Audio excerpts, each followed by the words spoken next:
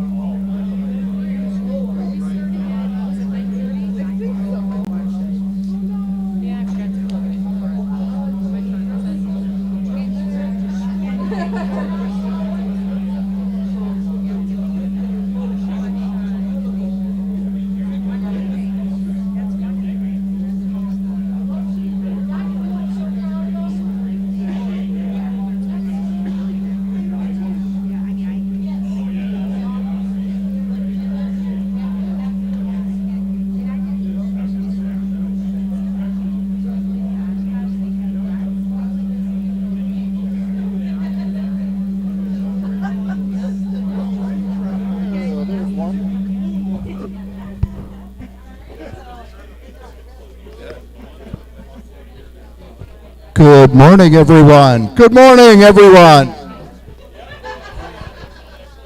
Hello. Hello. Doot, doot, doot, doot, doot, doot, doot. Good morning, good morning, good morning. So everyone should have at least two of the orange ticket sets. Make sure that you put half of them, you know, your stub, keep one stub half, and put the other one in this lovely Harbor Freight bucket up front so that we can draw for prizes. Louder. Good morning, everyone. Make sure that you put half of your tickets in the orange bucket so that we can draw and you can get all sorts of wonderful prizes. No, you don't put all of them in there, Cliff. I tell you, these welcome Warbirds people. Anyway, so we're looking forward to having a really good morning. What color is the bucket? The bucket is orange. Orange bucket number 1. Harbor Freight. It might be red. It's either red or orange. Depends. What color is the stop sign? It's orange.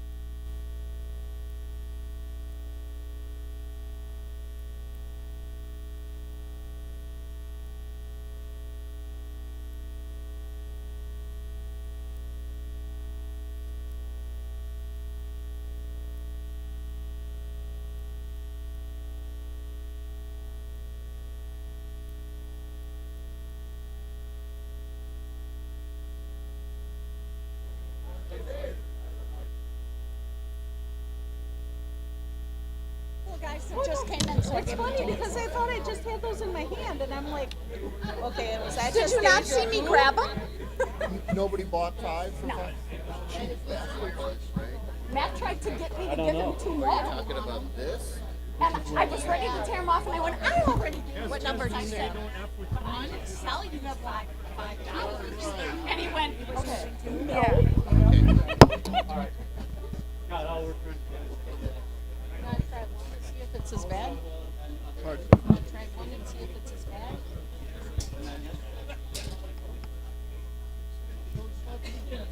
Good morning, good morning, good morning. Scott's controlling the...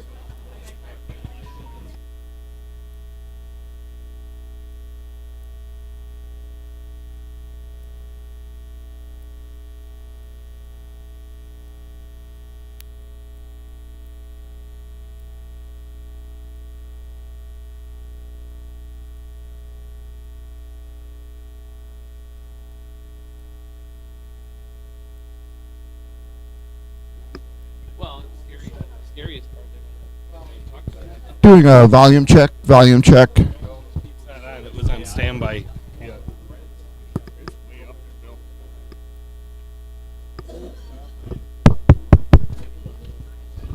Volume check, volume check. It is way up. I mean, I put it as high as it can go. Test 1, test 2.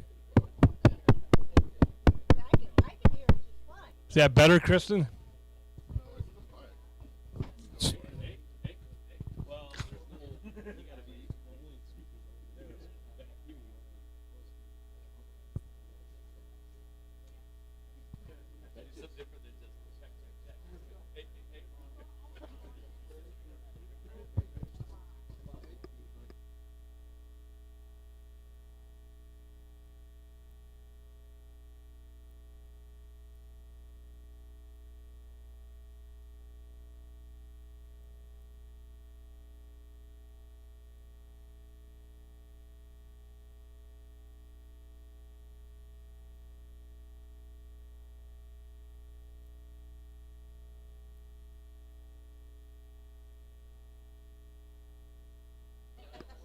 Test 1 2 1 2.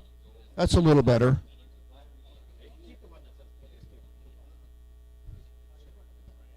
Test 1 2 3 4. That's better.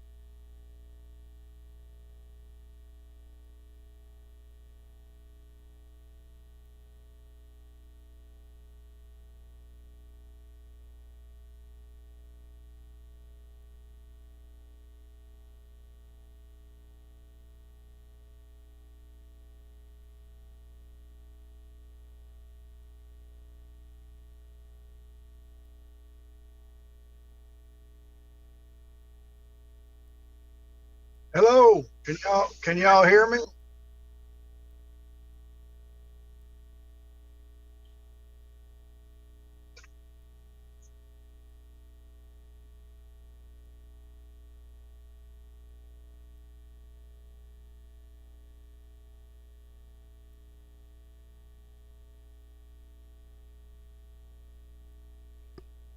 Good morning, everyone, and welcome to our 2025 version of our annual volunteer meeting. And on the screen, we have our Warbird president, Mike Anderson, driving to go work with his cows this morning. Good morning, Mike. Good morning, everybody. I'm driving right now. I just realized we didn't have enough buttons for our ear tags, so I had to run to town and get them. So anyway, just been, it's a beautiful day here in Oklahoma, finally. Got some clear, nice warm weather. I understand that you guys had some million-mile-an-hour winds up there yesterday, which is kind of like Oklahoma. But anyway, but just want to let you all know how important our volunteers are. There's no way we can do what we do at AirVenture without our volunteers. And we have so many great volunteers in all our different areas and everything else. And I just want everybody to know how appreciated you are and how big of an important part you play in our mission and what you do. Hopefully we try to make it better. And you know, or at least I keep trying to. We get our chairman reports and everything else, and try to make it better for our volunteers and you know things that we can do. We're not perfect, but we're trying to make it better for you because we do realize how important you are, and there's no way we could get what we get done during AirVenture without you all. So that's basically my message. Hopefully you guys will have a good meeting today and get a lot done. And anything, anybody got any questions or anything for me maybe? I probably don't know the answer, but I'll try or I'll lie.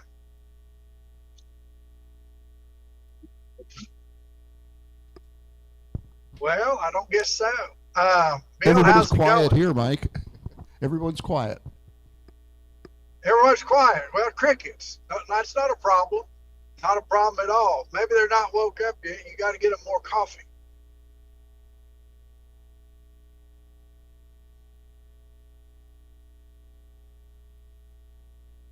So Thank you for being anyway, with us this morning. say that again, Bill. Thank you for being with us this morning. We appreciate you. Hey, thank everybody. And if you guys could get on down here, we could use help working cattle.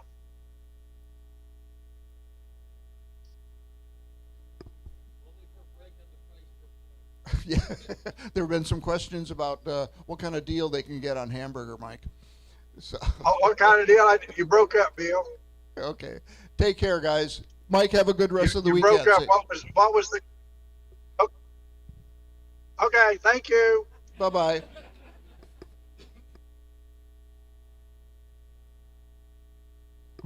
So, good morning, everyone. We're getting some input from a couple of our friends who are still at home today that they're not seeing the video feed, but we're trying to work on that and see what we can do there. But in the meantime, welcome to our annual meeting.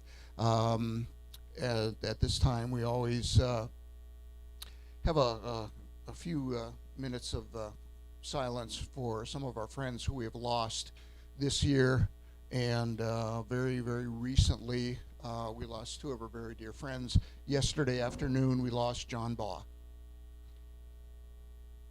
and 3-ish weeks ago Matt Throckmorton left us. So Scott, do you have that slide for Matt?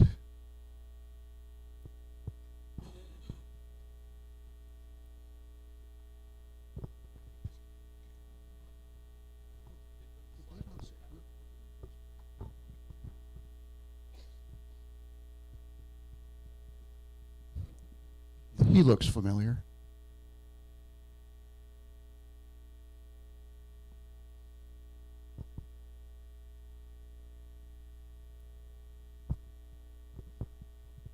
Yeah, do you have the slide with the neat little plaque that the group did?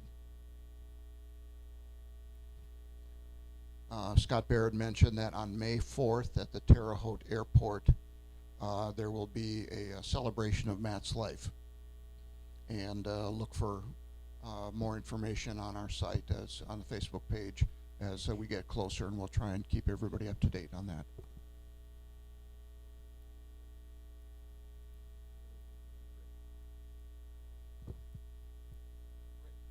Oh yes, and we will get with Scott regarding a brick for Matt.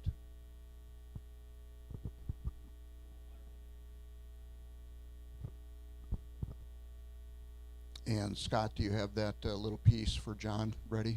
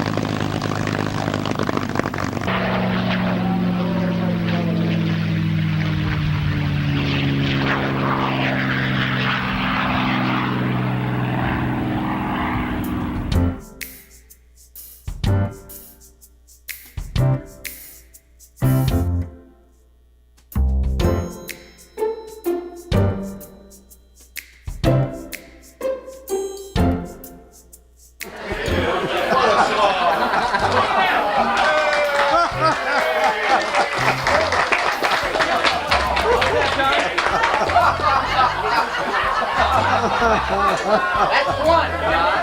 JT.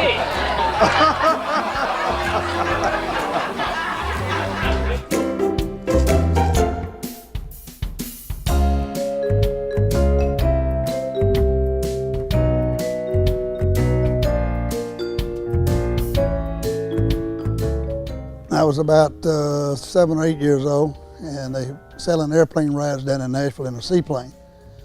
And my first seaplane ride was $4. I remember that. That's more money than you can see.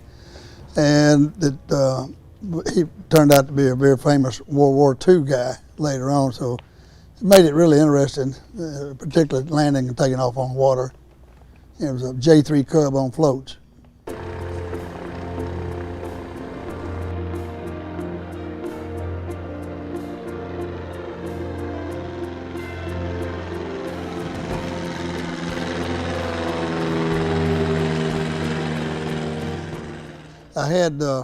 I had money left over in my GI Bill, so I headed straight to the airport.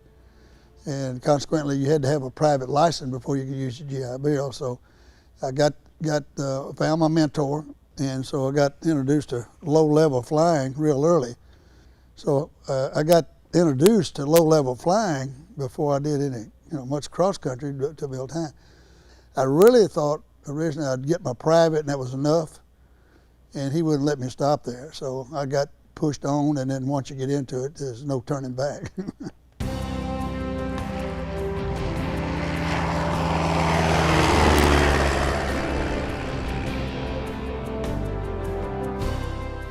Well, I guess the easiest ways to start off with my very first airplane was a Aeronica Champ. And so from there, you get the tail dragger bug and start working with that. Early on, I found that the airplanes are different, and they suit different needs, different people. And sometimes I'd own an airplane, and I'd always clean it up and fix it up. I didn't keep it very long if it did not fit a particular purpose, so that's why I went through a few airplanes. I've had, my son says, he's checked it out on record I never kept up with. He said I've owned over 65 airplanes.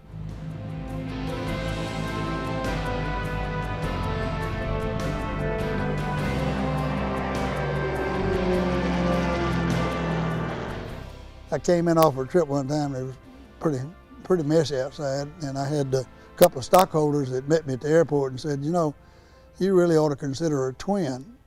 I owned a Piper Aztec next morning. I went straight to the Piper dealer and bought me a twin Piper Aztec. So you don't suggest anything to me, but once. It was time for me to consider a corporate airplane, so I bought a Navajo.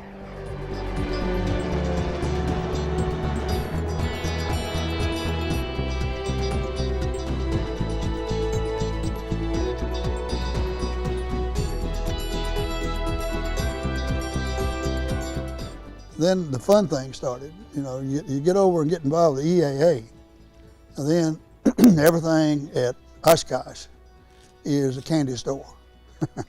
So you could, I get up there, it's terrible how you come home depressed because you wish you could have brought each one of something home. So, but like everybody else, I had a growing business and a growing family, so you had to kind of take your way. So I tried my hand first at building. And I tell it this way.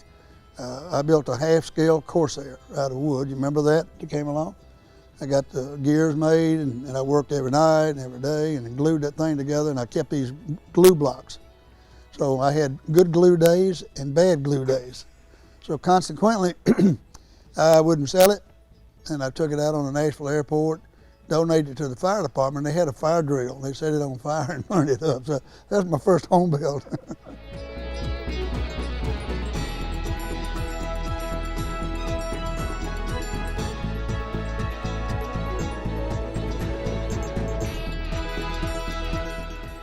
I've had a float plane. I got off into a seaplane. I owned a Super CB with a 290 horsepower, 3-bladed reversible prop. I have a J3 Cub that I bought at Oshkosh, walking down the flight line, and I still have it. It's in the hangar next door.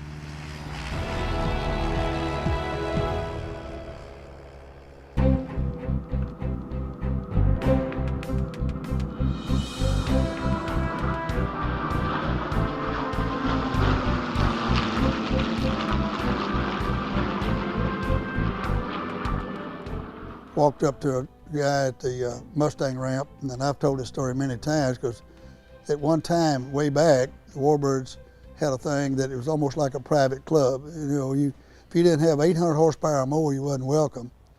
To give you an example, a T-34 couldn't get on the line. And they did allow T-6s, which is not 800 horsepower. They did allow them, but they were ex-military trainer. I go up to this fellow, and he's kind of wiping on the Mustang, and I said, I know it costs money to operate them, and I know that the license doesn't allow you to hop rides for hire, but I'd sure like to donate some gas money to you, which I can put gas in your airplanes, just to see if I'm interested in buying one. And he said, yeah, I'd do that, but he said it'd be $1,000. Now this is 1977, and $1,000 is not right. $200 would have been right. Lo and behold, that airplane was for sale next year, and I bought it. But I got on the phone and I called Paul Pobresny. I told him I had the Mustang, and I said, who in the United States can I call, tell me how you're flying them today? And I never, ever had a bad experience in the Mustang, and I did all kinds of situations. It was fun, and the Warbirds has been fun, and so I skipped the T6. I went from the Stearman to the Mustang.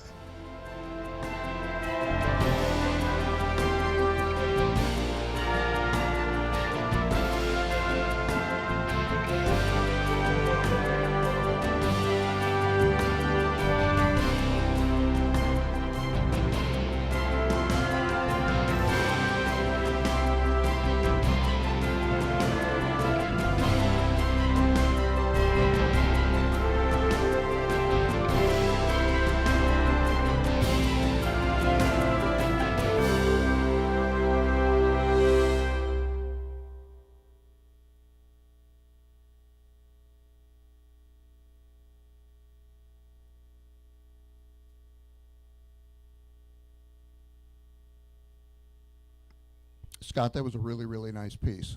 And all of these things will be available to watch again. The whole meeting will be archived and be able to watch again. And we'll post where to be able to do that. So now we get into our area recap, and we will start with Kristen and administration. Everyone else, please mute your phones. Even Nora.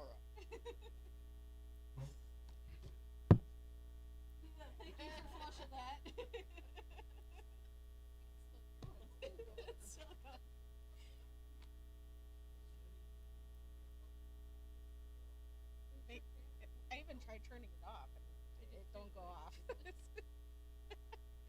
So admin, please make sure, all of you, make sure to keep track of your people's hours. And because if you don't keep track of their hours, we can't give you camping. It's something that we tell you about every year, but a lot of people don't understand. This is for real. If you do not have your people's hours into us, you will not get camping the next year. So just keep that in mind. Other than that, things are going really well. Speaking of camping, we're looking at opening that up this month still in March. We're hoping to do it on a tiered basis so that people, everybody is able to get in. We don't saturate the actual system, so it's going to go a lot better. Any questions?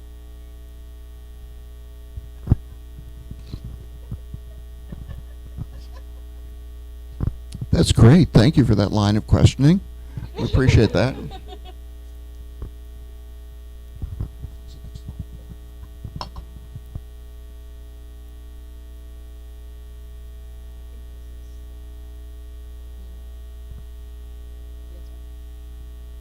Anyway, for the board of directors, I guess there you have two of your directors here today, myself and Matt Bongers. If you have any questions for us regarding Warbirds, Warbird operations, things like that, feel free to ask a question.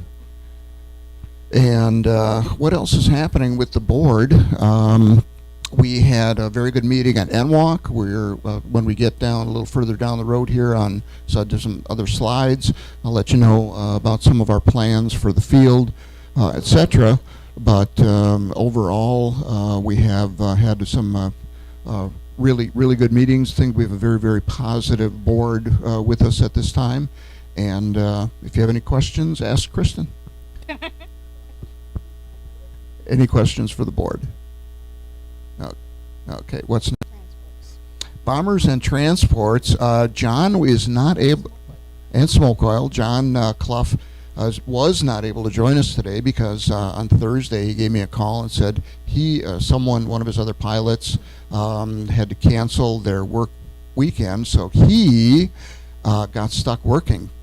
So John is not with us today, but overall, Bombers and Transports had a really good year, and felt that worked real well with all of the other groups. Nothing. Anyone else? Any questions regarding Bombers Transports? When we get to pilot registration, then the Garbers will have some information about how many airplanes were in which area, stuff like that. Camping. And hang on a second, we need to change a slide here.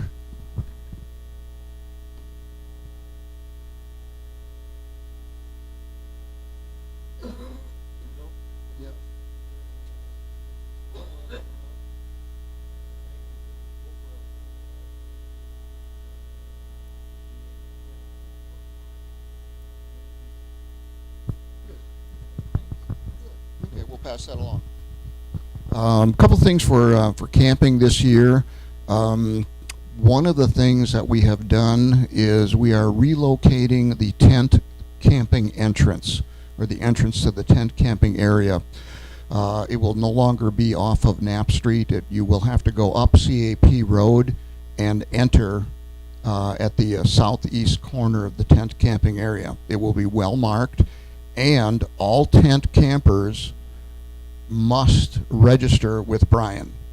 And there are a variety of reasons for that. One of the big ones is safety. Should something happen in the tent campground area, God forbid there be some type of disaster, we and EAA need to know who is in the tent camping area. Are you accounted for? Are you missing? Did you run away? Are you at the bar? We need to know where you are. So there will be signs there, and all tent campers will need to register with Brian. And we will be going around and making sure that there's a little tag on your tent or your pop-up or whatever out in the campground area. And, make sure that you are accounted for, because your welfare is our number one concern.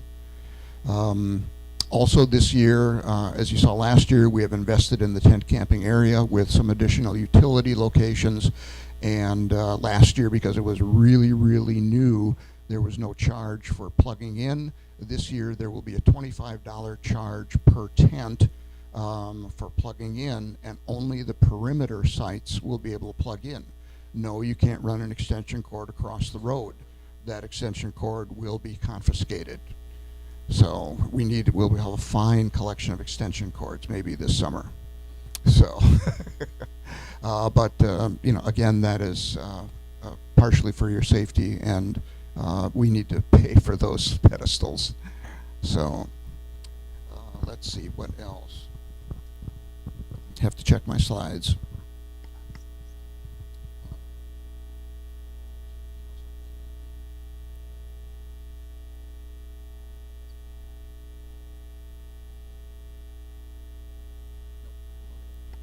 Okay, any camping questions?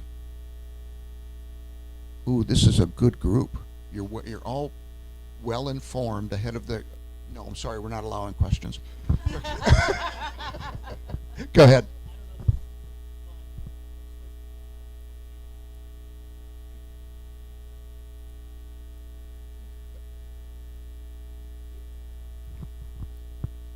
Okay, El Chocko, you're up next. Where is Dave Jackson? He did actually. He didn't. No, that's why we didn't know. Actually, we briefly ran through. Who's pointing at what? Oh, Dave, get up here. We ran through the numbers, and Dave said you're all a pack of thieves. Used to be.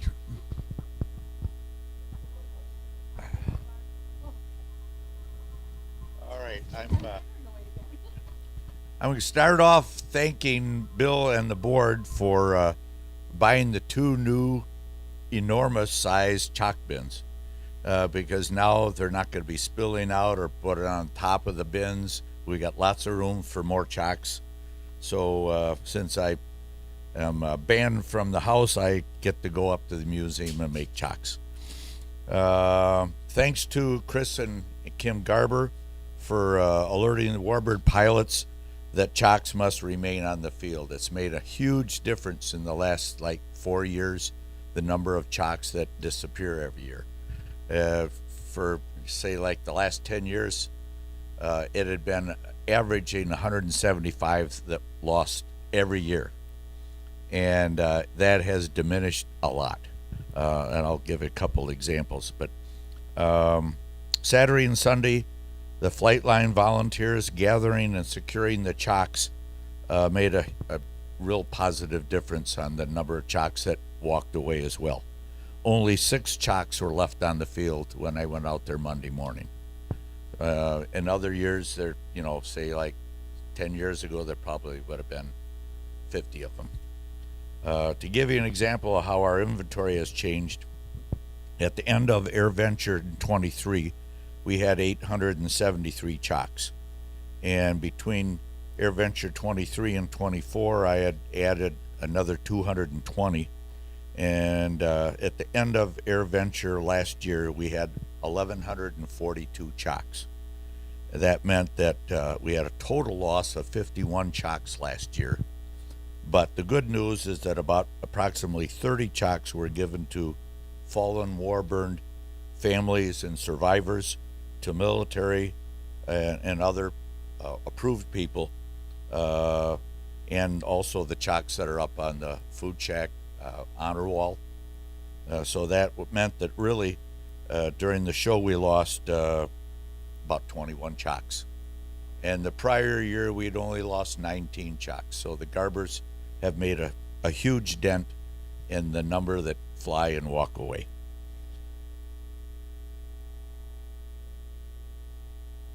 Everything, specialty and the yellow ones.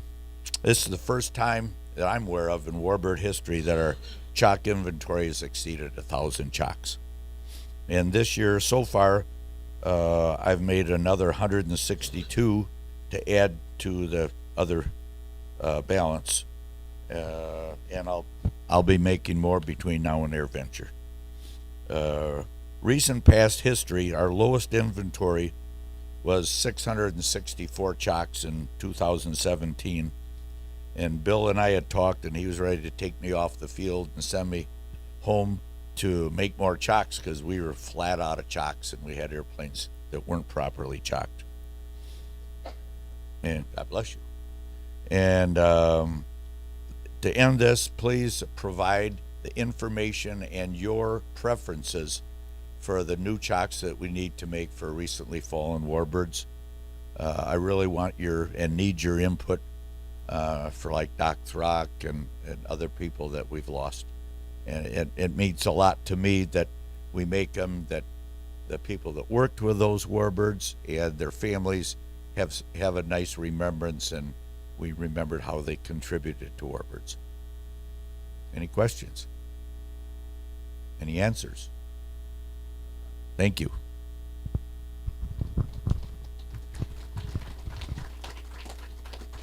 Also, if anyone would have the opportunity throughout the off season to help Dave make chalks, paint chalks, etc., please get a hold of David and just let him know.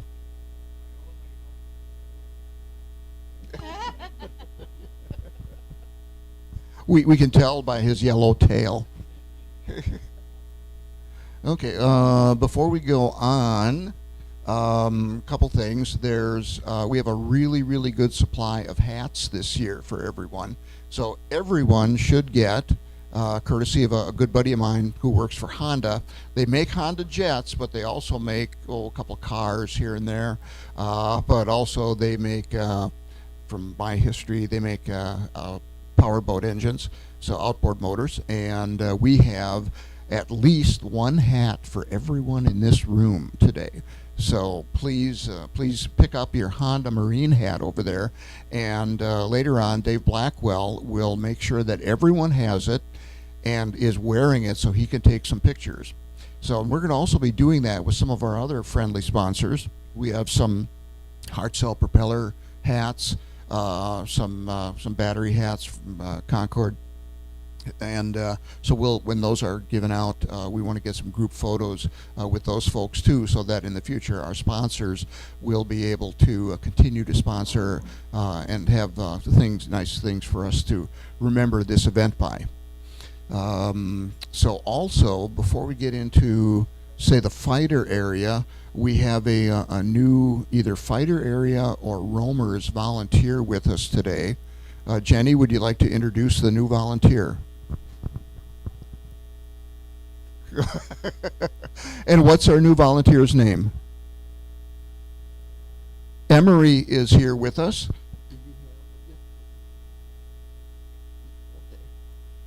And we, on courtesy of Warbirds of America, we have a little something for Emery.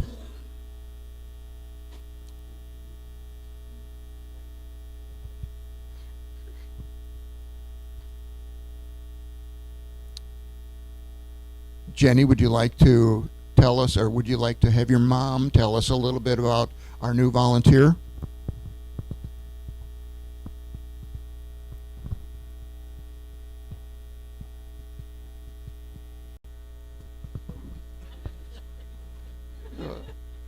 Okay, so last week at Walmart,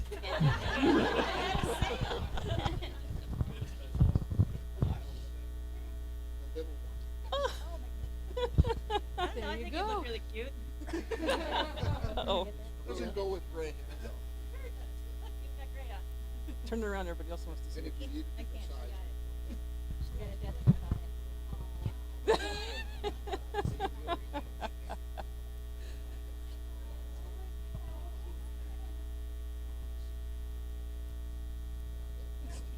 So, I'll give the Reader's Digest version. This is Emery. Her mom passed away about a month ago. And her mom was her only parent. So the grandparents and the uncle have been taking care of her, and they weren't going to be able to care for her and needed to put her up for adoption. And it turns out that one of her uncles and Jenny's husband are twins. So they called and said this would allow her to stay where we are, which is Green Bay and Fond du Lac, and we'd still be able to watch her grow up, and yet we would know that she went with a great family. So Jenny said, would you fly out to Colorado Springs and help me bring her home, because Matt is going to drive home with a U-Haul full of her stuff. So that was yesterday's adventure. So this is Emery. She's 6 months old.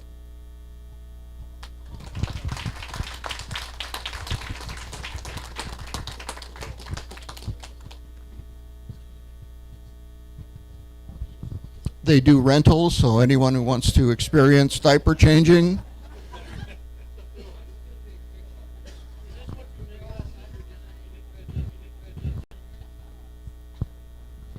Okay, so, well, Rhonda, I could have stayed right back there. Let's chatters. Actually, you need to come up here, please.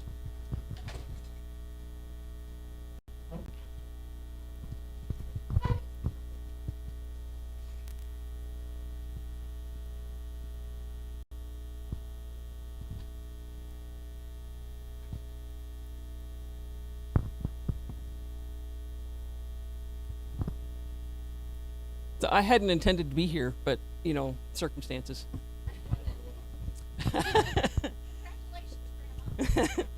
My name is Granny. Call sign Granny. Call sign Granny. Oh no.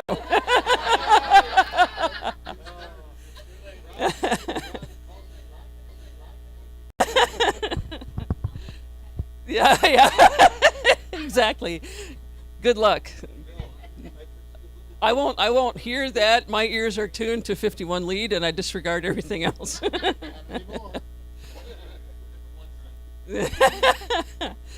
Anyways, we had 20 Mustangs last year and 5 Corsairs and an SBD to be a Corsair. There was actually a very cute meme that CAF put out. It said, day 2, and they haven't recognized that I'm not a Corsair yet, and it was this SBD that was talking about it. We actually had reasonably non-chaotic operations most of the time, and our 6 a.m. dawn patrol seems to be going sideways, so I don't know how much longer those will continue unless we can get the younger group of pilots to decide that that's something they're interested in. But, you know, I don't mind sleeping in past 6 once in a while. So, no issues off the top of my head that I can remember, but I've been a little distracted, so if I think of something, I'll let you know later. Thank you.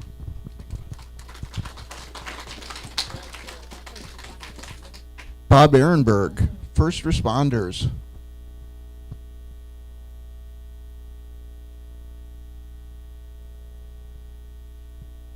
Oh, uh-oh. You've got 4 pages of notes. Good morning, everyone. Glad to see everybody. Our group had a relatively safe and good year this year, a lot due to the weather. You know, anytime the weather gets really, really hot, we have more issues. So this year it was pretty smooth. We just had we had a few of our volunteers with cuts and bruises and scrapes, and we took care of you all, hopefully. And we also had a photographer that sprained his knee getting in and out of an airplane, just minor stuff between photographers, volunteers, and then a few people that are just visiting the field. And we ended up maybe sending 8 of them. If they don't have any serious injuries, we take them to the first aid station down by the tower. Other than that, one of the things that, probably not for this group, but for you folks, because of our location of our tent, we're kind of always the information center. People come up and ask pretty much a lot of different things, but one of the biggest things they ask about is where's maintenance. So if there's a way that you can give us a number or something, then that way we could at least help these people out instead of them keep wandering around.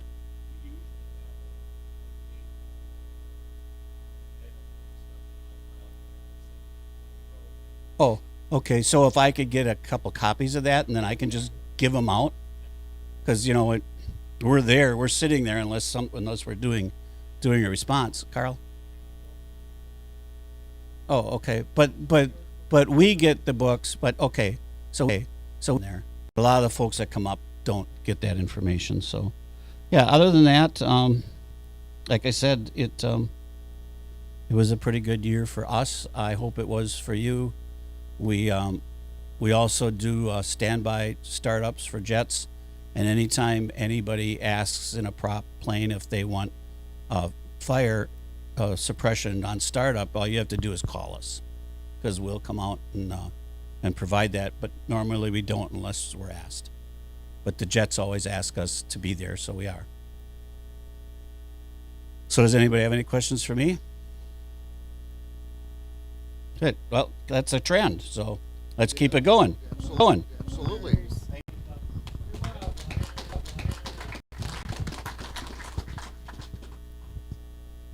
One of the things that we've been discussing in the off season is we may try to put together a CPR class on that first weekend, but we'll have to see what our opportunities are for doing something like that.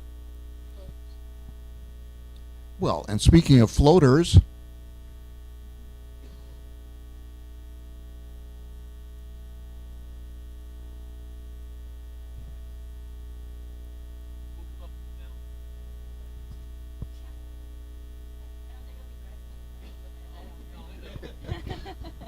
I mean, I drive real well. I don't really have much to report. Danny did really good this year when she was filling in for Jeff. So she's there if we need her, I guess. Which I probably will this year.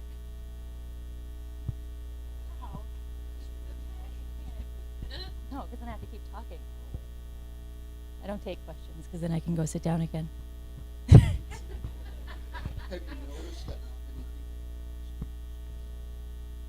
Have I been paying attention? Any questions for Denny? Oh, amazing. No. Unbelievable. Mike, you had a question before. Right.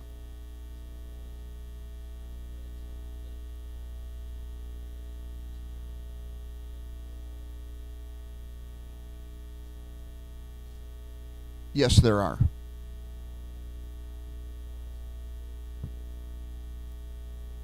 We have some people who are certified in using those, and they are the ones that are going to be using them if anyone needs one. And then, because there's one at Randy and Chris's trailer.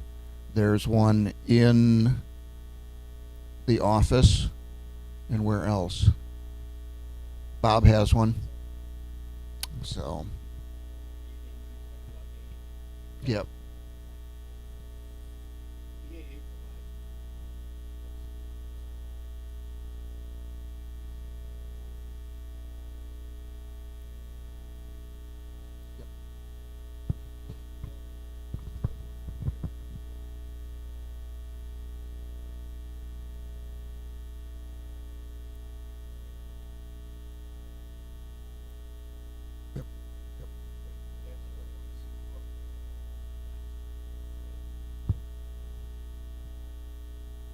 Good.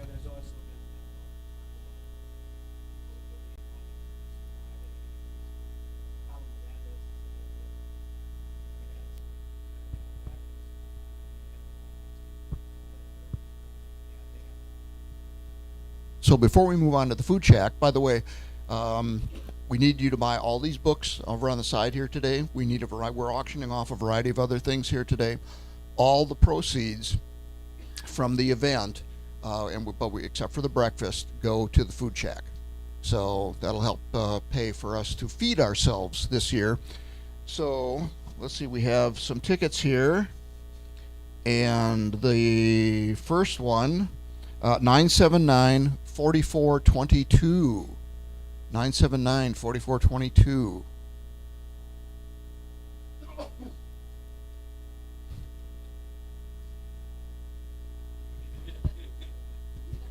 Nope, not me. Okay. Bill Craybill. Head on over to the hat or the other table over there. Fill your hand. I trust you, Bill. I trust you. Okay. Okay. And you have to take a Honda hat. 979-4400. 979-4400. Follow him. You go, okay. Yeah. 979-4393.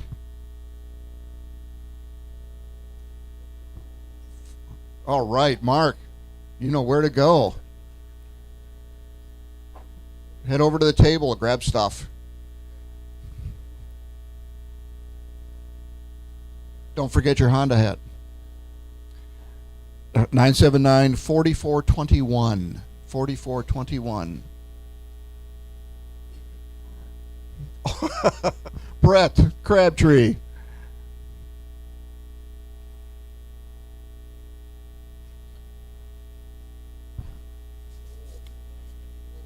Okay, last four numbers, 4417.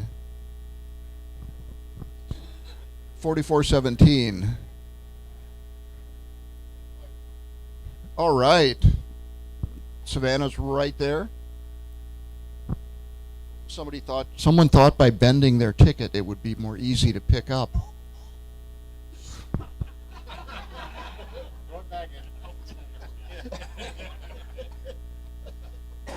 You're gonna kill me. 44, 48.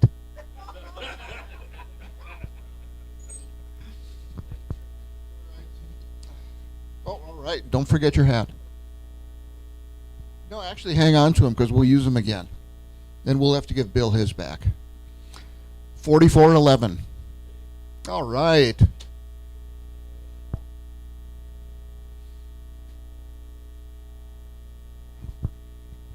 Well, somebody left theirs together, so they, try and get two.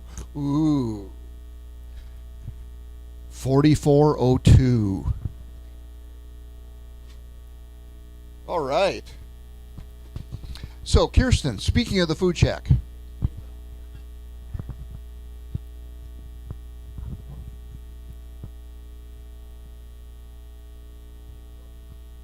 If you don't take a Honda hat, there's a $20 fine.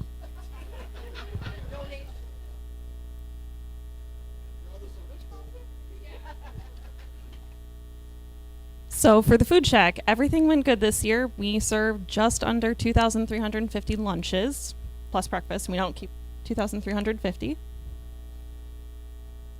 And we don't keep track of breakfast because that's way too much time to pay attention to everybody. Everything went well, and we are looking to do a few things for building maintenance for this year just to make sure we can keep serving you guys lunch smoothly. I think that's all I had.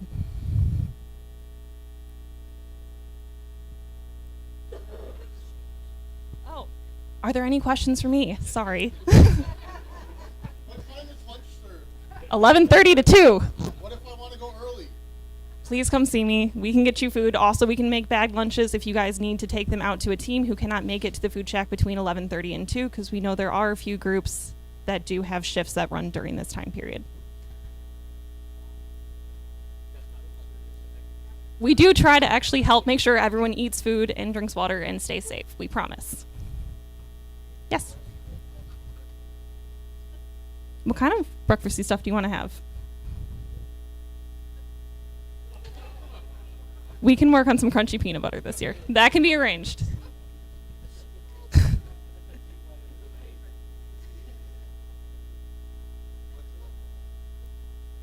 Any other questions, or is that it for today?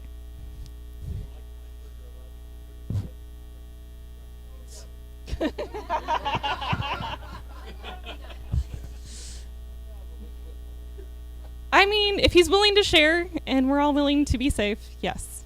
And not, like, stick our fingers into the peanut butter jar. We don't share if we do that, okay? We have rules and standards in the kitchen. We're Warbirds. You'll still follow my standards. It'll be okay. We have a little video camera? Can you get one? I would love a little video camera. Thank you.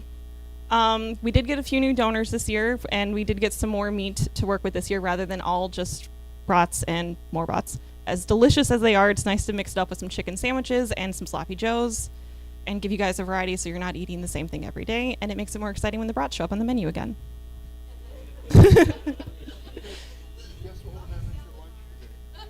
That being said, you all know what's for lunch today.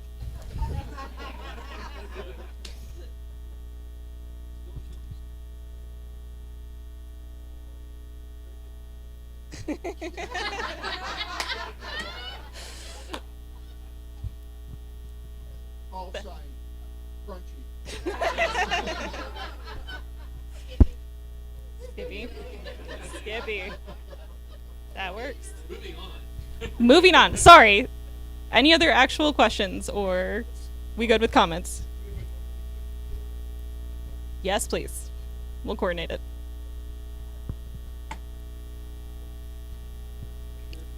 Yeah. He's donating pickles. Mm-hmm.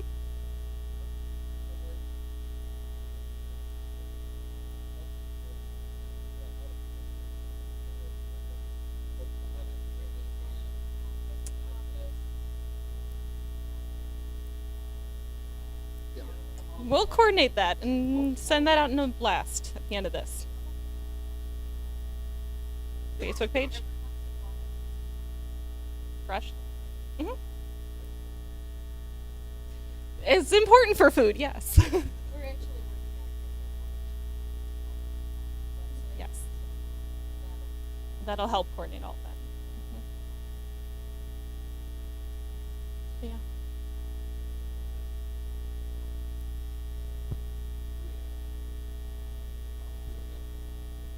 yeah, usually it's send me a text message or give me a call, and I'll coordinate with Kristen if I need to. I know, that's the tricky part. And I don't answer during the day when I'm at work.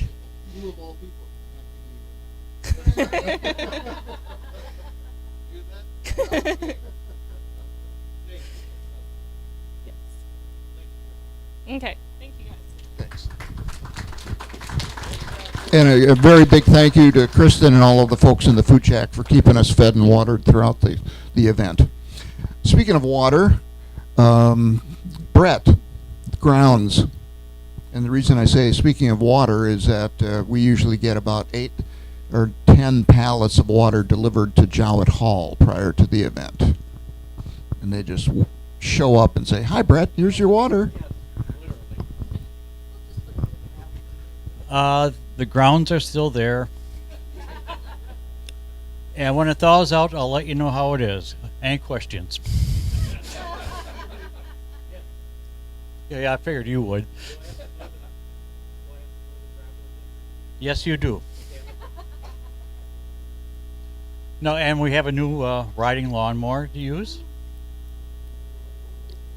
Mm-hmm. And a snowblower now, so I can go out there in the snow. And yes, they do. Yes, I did. It was no fun. It's always nice driving along, and all of a sudden you look behind you and there's the blade.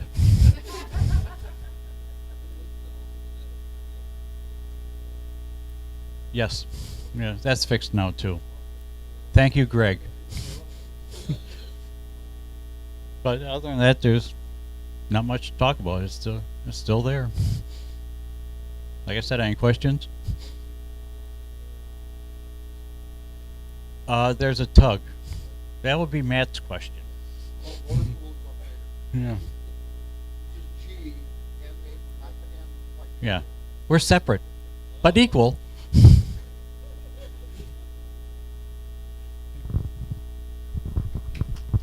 Thank you, Brett. And in particular, Brett is usually on the field every week throughout the year, making sure that our grounds are still there, as well as making sure that we keep an eye on things that may need some maintenance, or you'll execute the maintenance, or we'll get a gang together to fix it up, or we'll have a contractor come in and take care of that. So he is outstanding in our field. And before we go on to the next group, where is Linda Bongers? Linda, what would you like to auction off first? Linda is our auctioneer for the day. And again, remember, everything here goes towards the food shack. So, and as we get to, let's say you want to make a very significant donation, Kristen will, very serious, Kristen will take your credit card number, or even if you just, you don't have all the money you wanted to bring along today, Kristen will take your credit card number and she will process your purchase. Linda.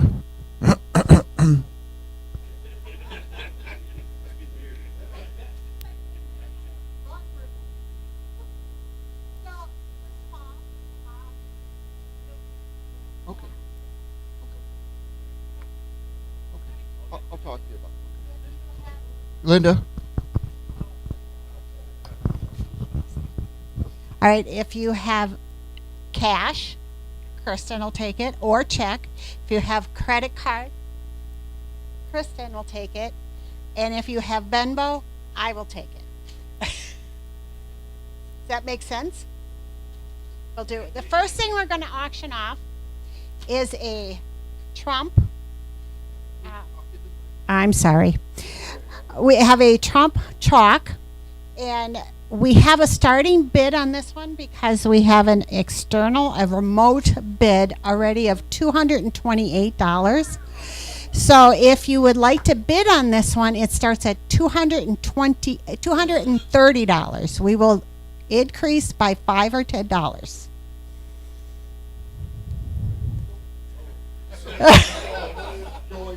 Going once, going twice, sold. So, who are we selling it to, or is it $228? Who bought it? Is they? All right. So we'll just.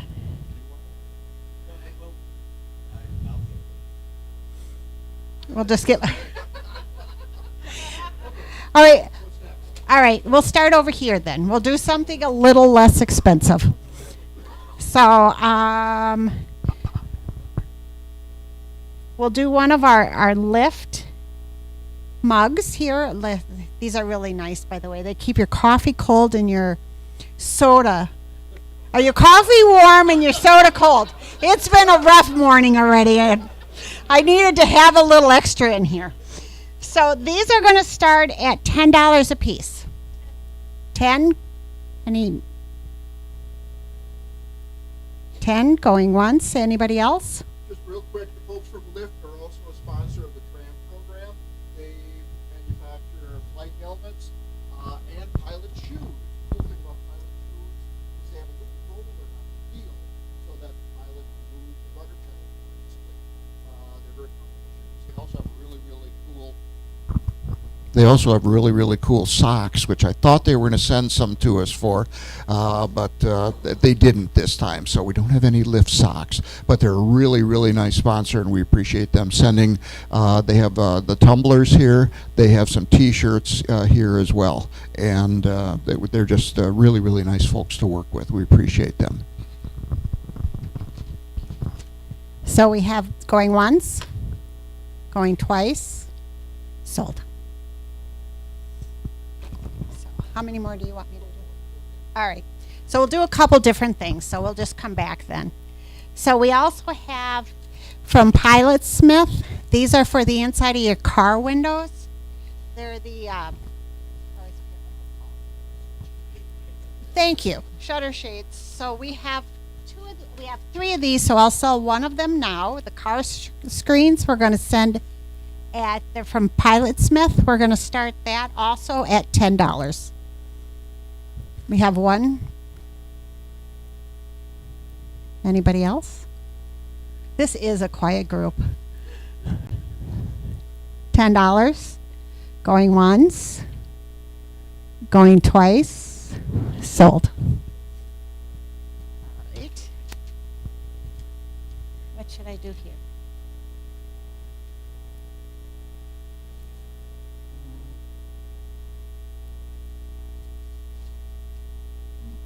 Them are kind of cool. So we'll start with, we have a 4-pack of Aviator beer.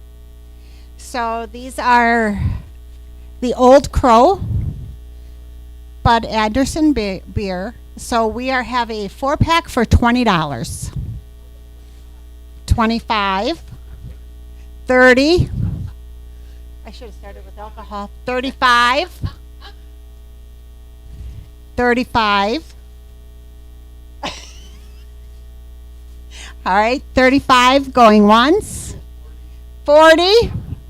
Oh, you got the look. 40. Oh, 50.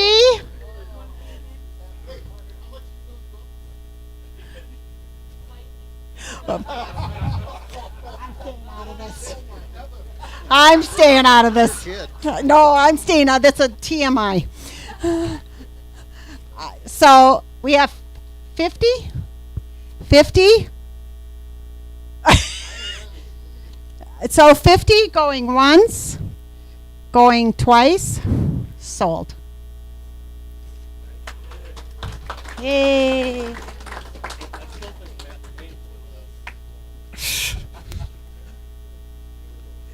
So I don't know. Is there something you want me to do now? Maybe the alcohol's going really well. I'm going to go do more alcohol. We know where this group goes. So we have some wonderful homemade brandy. Which one is that? That's the blackberry. So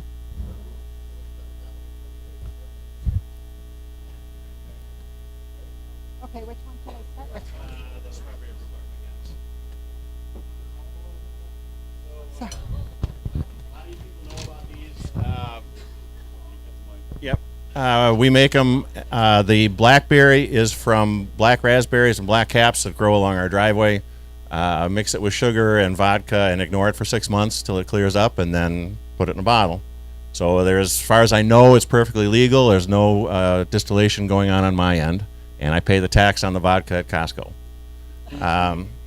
The strawberry rhubarb, the rhubarb is on our property. We used to buy the strawberries, but we found a really cool strawberry patch a couple miles from our house this past summer and went over there twice. So that's strawberries picked fresh.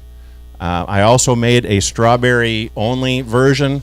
It didn't come out as sweet and flavorful as I had hoped it would.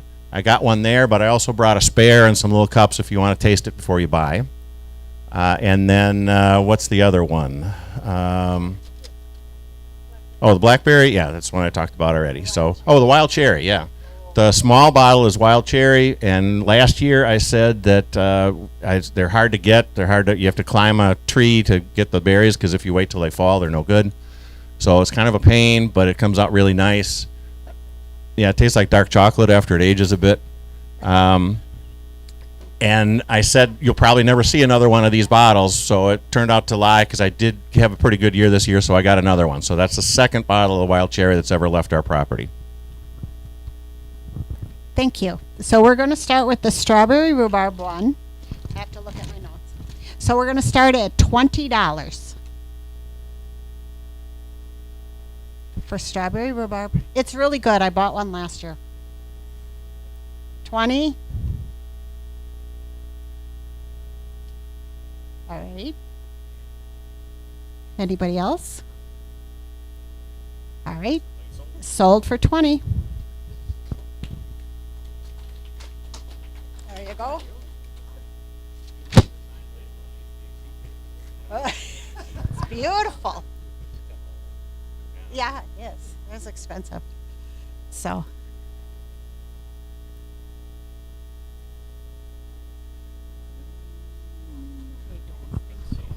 Thank you, thank you. Let's see who's up. Oh, Scott Bear, Jets and Tugs, etc.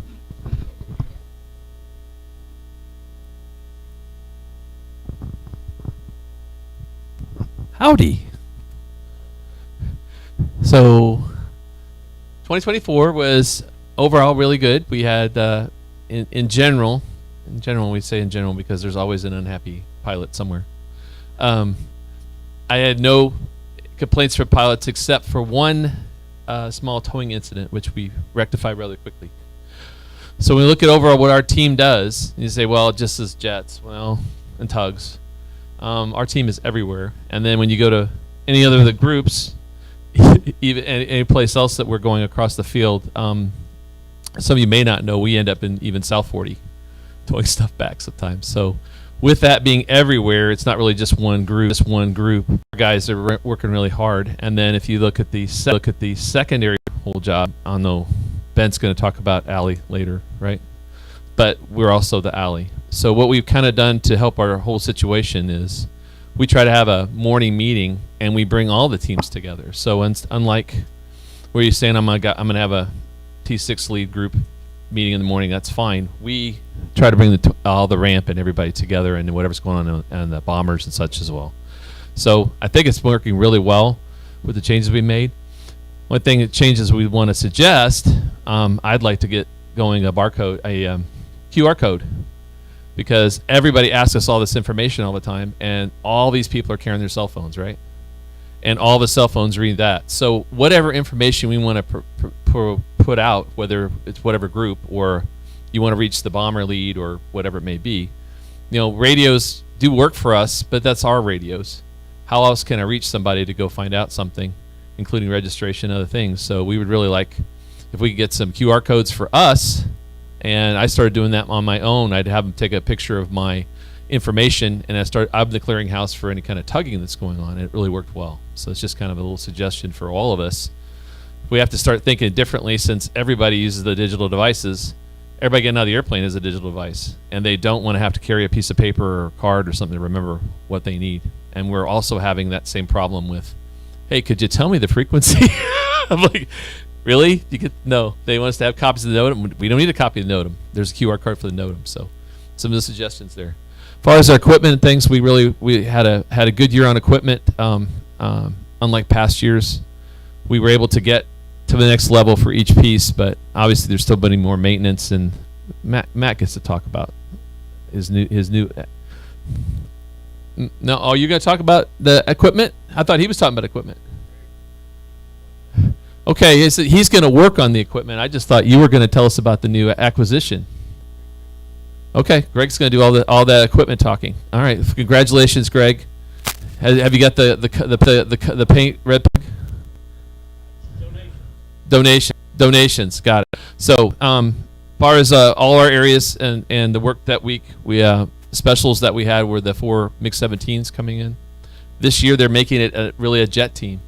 So some new things coming in this year, and I think they have a list of the other things coming, but we'll have some on the jet side too.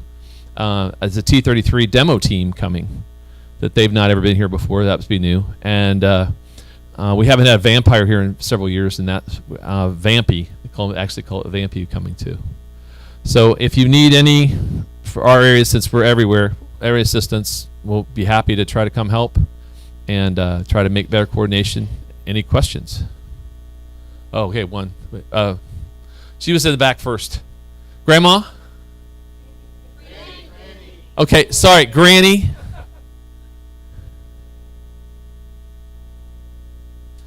As of right now, we're not sure, but I'm pretty sure they're snatching it down there. Maybe I'll get it on the display if there's a Warbirds in review with the 262. We get to go play with it. So I don't know if they'll let me keep it, right? Okay. Only if they have it on Warbirds in review. Amazing, right? Okay, so I think that's going to happen. Okay. Other? No other questions? Really? Okay, great. Moving on then. Thank you.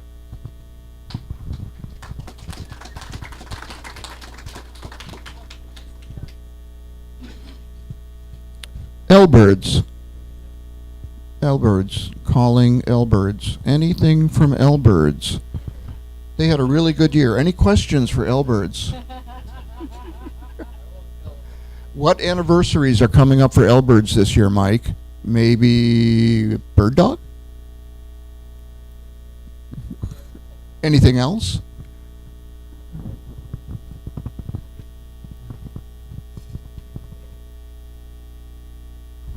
Good, it still works. You didn't turn it off on me. No, you're out of range now. Wabirds had a very good year last year. Talking to the people working on the ground, they always seem to get a lot of new marshalers and flight line people helping. And Carl, it's a credit to your training classes. They do really well. Keep up the good work, guy. Last year, no issues that anyone mentioned anything about. If they did, they hit him real well. My hat's off to them because they care. They usually park the greatest percentage of warbirds in the whole area is in L-Birds and light trainers. They have a lot of real estate, and then T6s keep trying to borrow some from us. Yeah, friendly, shall we say friendly banter, friendly stealing. Help each other out. This year, as Bill just mentioned, there's 2 big anniversaries for that type aircraft, Chipmunks. It's a big one for them. I think they're 75th as well as for the Bird Dog. And their special events and closer than usual parking for both, up closer to the buildings, that sort of thing. It's an area of the reserve for the anniversary aircraft. How many we're going to have this year? We'll see how many show up. So had a good show last year, the All L-Bird show on Wednesday, and we're looking forward to that again this year. That's it from the L-Bird area that I know. And by the way, thanks for taking that nasty tree down a year or 2 ago. So, there you go. Any questions? Okay, I'm running. Linda.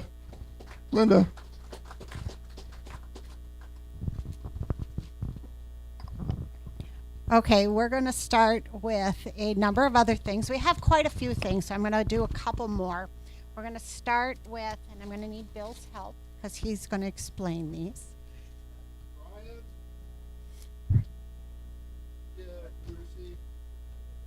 I'll hold them. How's everybody doing? These are some artist prints that I did. I'm Brian Liddell. I am from Green Bay, Wisconsin. I have donated these artist prints. I use them to make money for the Commemorative Air Force and Warbird Squadron 32, and whatever function will accept them for their donations. So one print is a familiar face of Gunfighter. That is my newest one.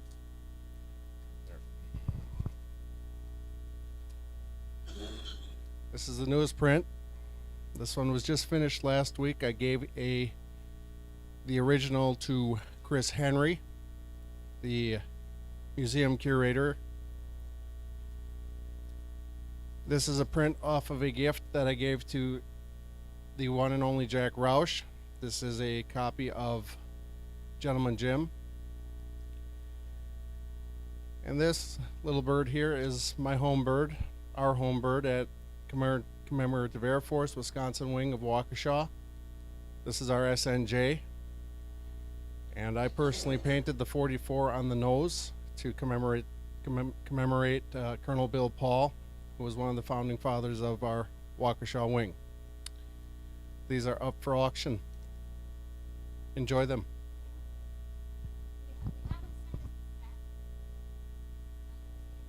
You can do it either way.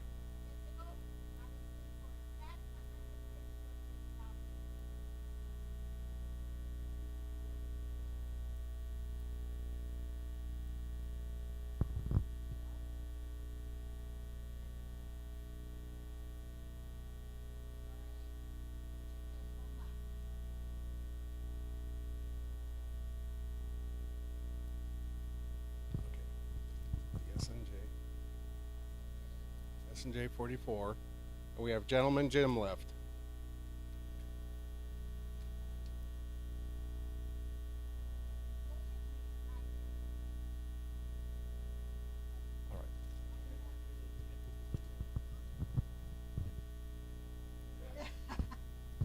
All right. Thank you, and then you'll just have to tell me which one is that one, and who was my other number 4.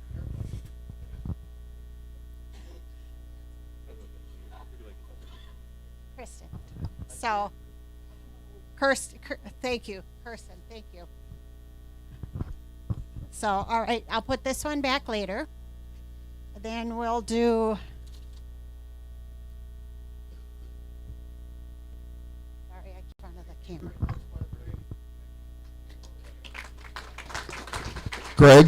Greg, that money goes to Kristen. Kristen, not Kirsten. No, the money goes. Cash. Never mind. Cash. Oh, it's a special one.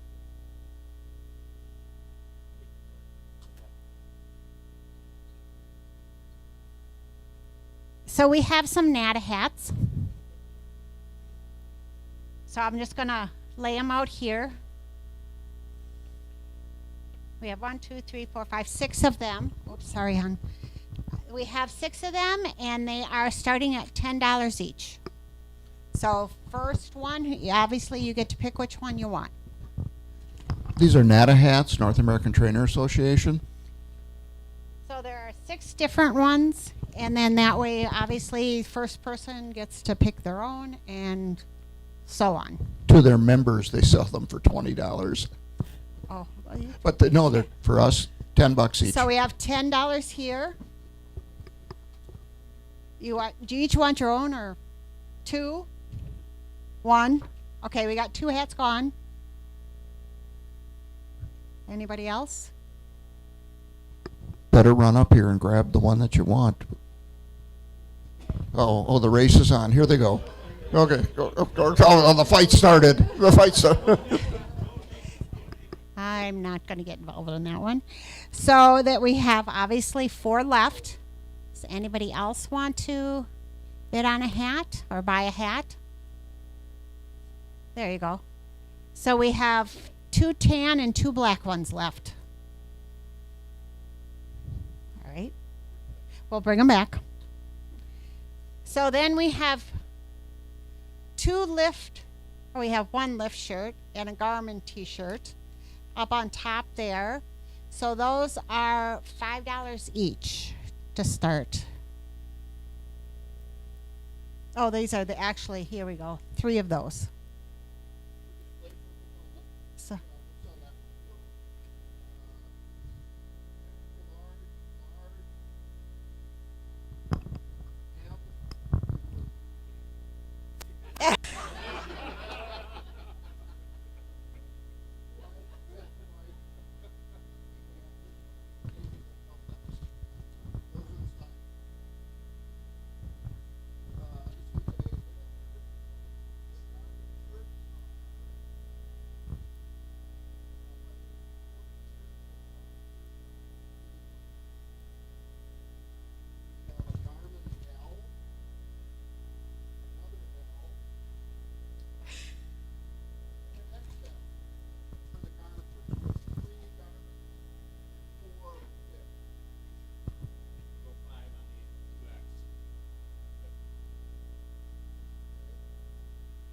you bought it.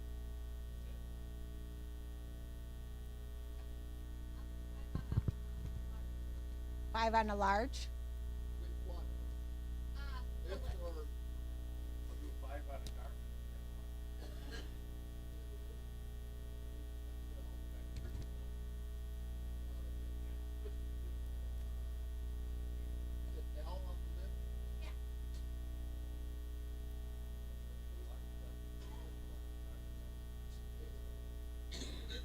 So how many do we have left?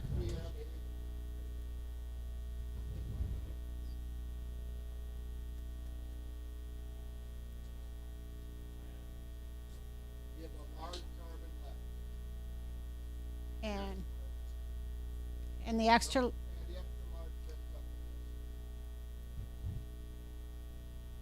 It's all right. We'll come back to those 2.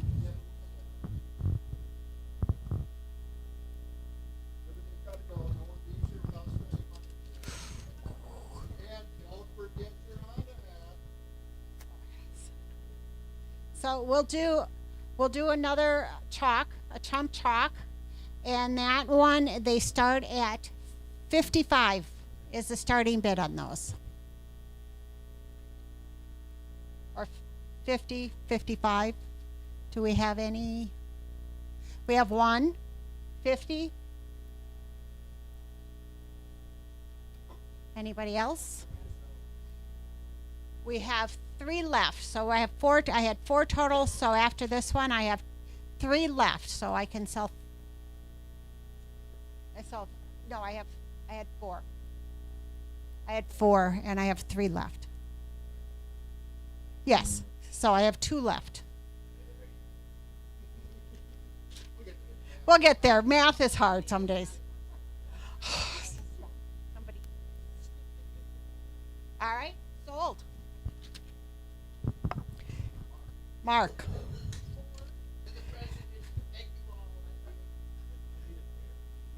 $55.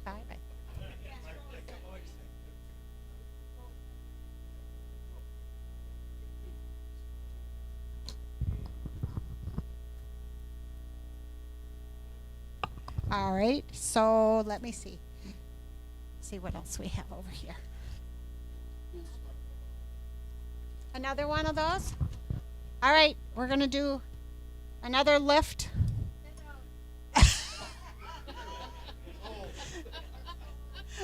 So I have 2 of them. Oh, 20.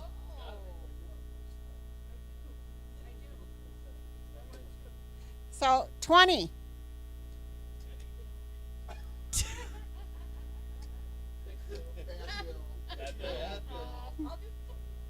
All right. Thank you. I have one more. Now I feel guilty. Oh, no, honey. This now starts at 20. This now starts at 20. You raise the bar. So we have another one of these. I'll start at 10. So, all right. Just one. Pardon? All right.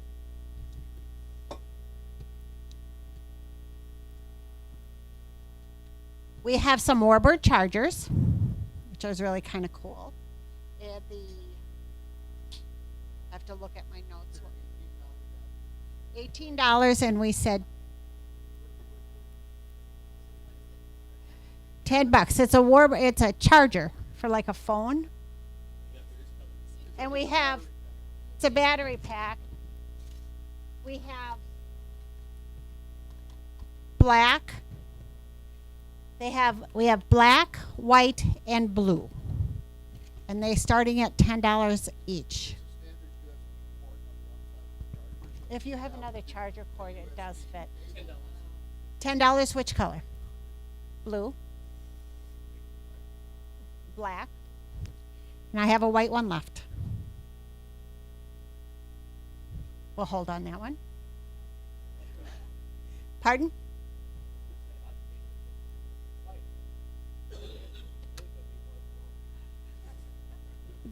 You take a little wet one and it helps.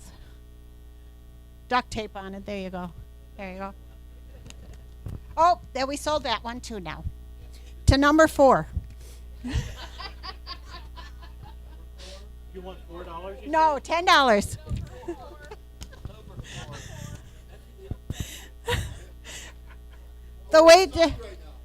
The waitress kept calling him number 4 last night, so. Number 4. Well, we're not going to say what he gave the waitress with his credit card, but.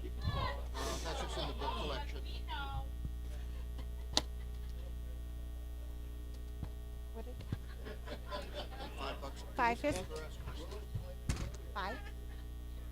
All right, we have two videos. We have From the Earth to the Moon and the Memphis Belle, $5 each.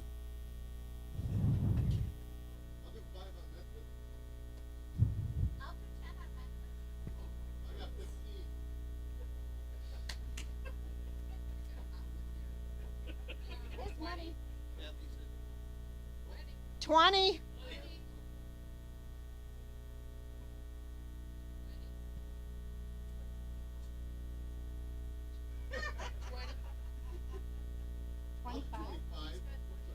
He's got 25.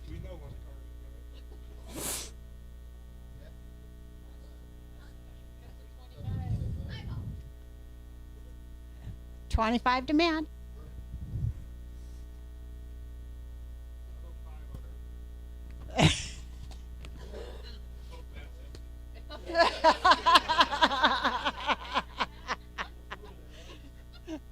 Sorry, Matt, I didn't bring my checkbook. So we have Earth to the Moon, 5. 10. No, I got 5. It'd be 10.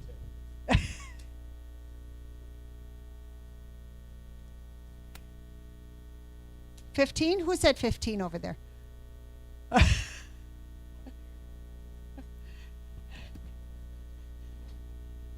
10. Thank you. All right, we're going to do some more liquor. Maybe they'll loosen them up. Which one should I do?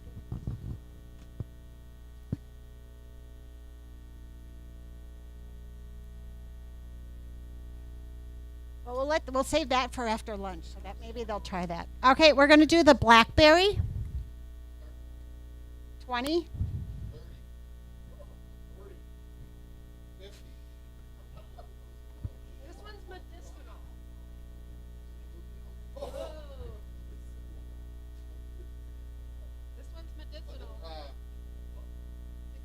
65. 65. Who's 70? There you go. There you go, Matt. Thank you. All right. So in the back corner there, we have Warbirds in Review shirts. We have two men's polos. They're both medium, and then the women's blue is medium, and the women's red is large. So we'll do the red polos first, and they start at $10 each. Do I have $10?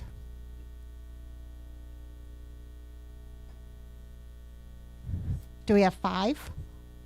Do we have $5? $5? That's Warbirds in Review. 5. Oh, they asked what the plane is. Oh, there's 2 different ones, I guess. All right. So $5. Just pick whichever one you want. So any of the other ones, we have another men's red medium, and then the woman's blue, and the which is medium, and then the red one is large.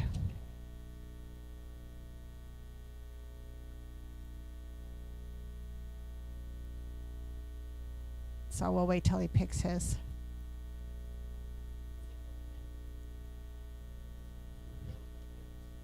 There we go. All right, so we'll save those. Oh, we're gonna, oh, I think she's gonna. Oh, and we're already serving. Oh my. Okay, this will be a fun rest of the meeting. One of the other things that we should mention is that you all had great pancake breakfast this morning. The squadron really appreciates you. Part of that was made possible by Bob Ehrenberg. Bob donated a relatively new 3-burner griddle that is now outside. He donated that to Warbirds, and that will make an appearance on the field this summer. And the squadron is working on doing a pancake breakfast one day on the field for out at the food shack. So more information on that when it comes. But thank you, Bob, for the griddle.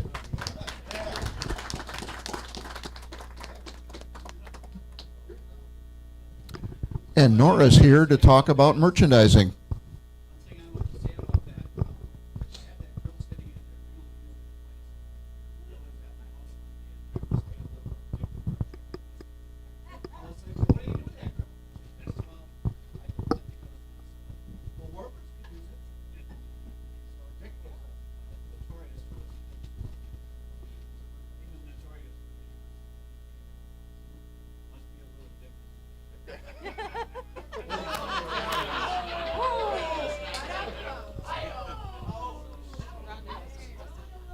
Rhonda?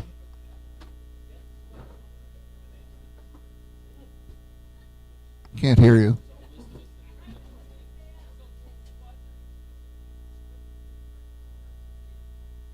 Absolutely.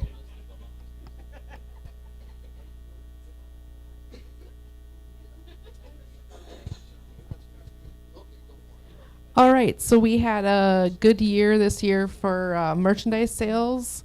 I don't have any numbers because I wasn't prepared, but it was a good year. I put the rest of the items on the website. Oh, thank you. So fiscal year 24, we sold 820 items at $9,590.33, which was online. Did a bunch of clearance sales for 40% off to get rid of the outdated stuff. Fiscal year 25, we sold 1,626 items for $21,990.58, which gave us a 46.32% margin. March today. We had few 40% off sales, so So for AV 23, we sold 20,454 items at $339,896.47, which gave us a 52% margin. And last year we sold 18,517 items at $337,368.92, which gave us a 56% margin. So we went up this last year. We have had a couple of sales over Christmas for online, and we're doing a sale this month for Rosie. It's National Rosie Day is on the 21st, so we're doing a Rosie sale this month.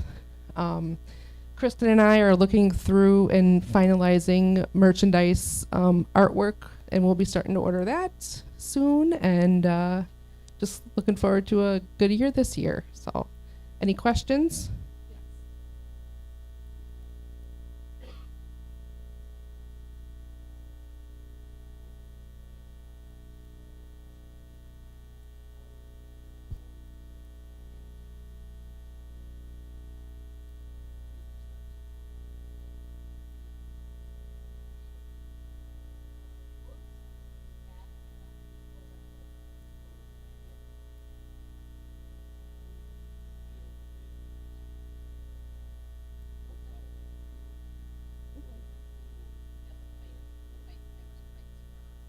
Okay. Okay. Yeah, we can put that on the list. Yes.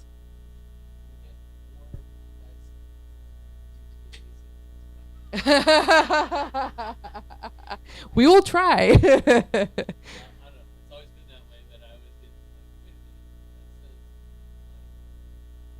Yeah.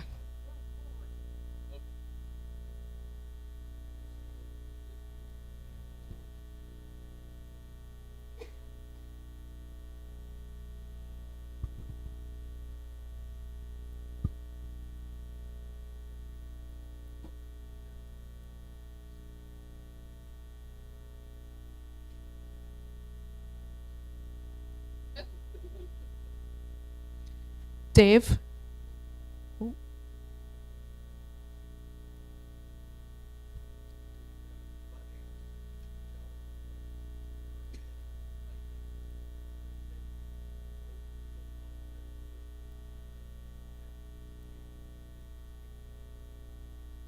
Okay. Okay, perfect. We'll make note of that. Get those.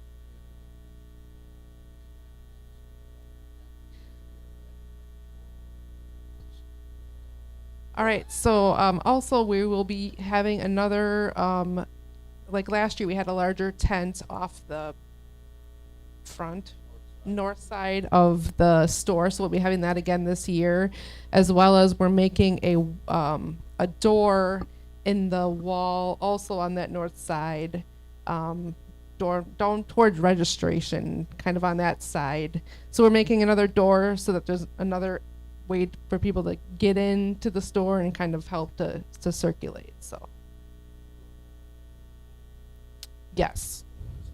Mm-hmm. Yeah.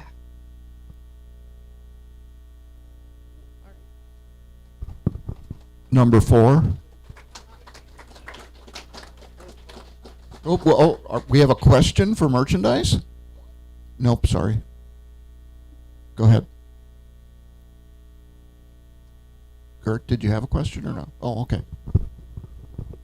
I was going to say I hadn't said anything yet. What could he possibly ask me?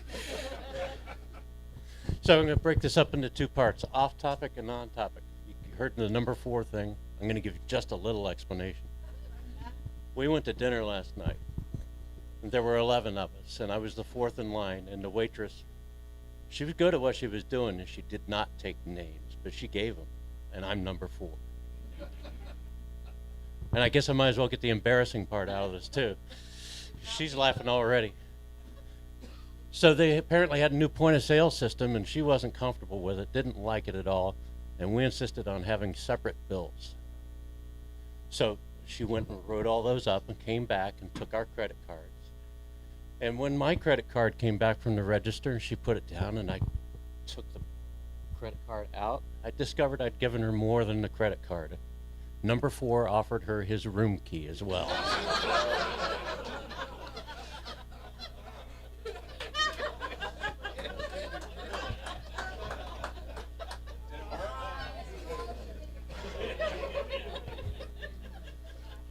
What do you do after that? I called her number 1.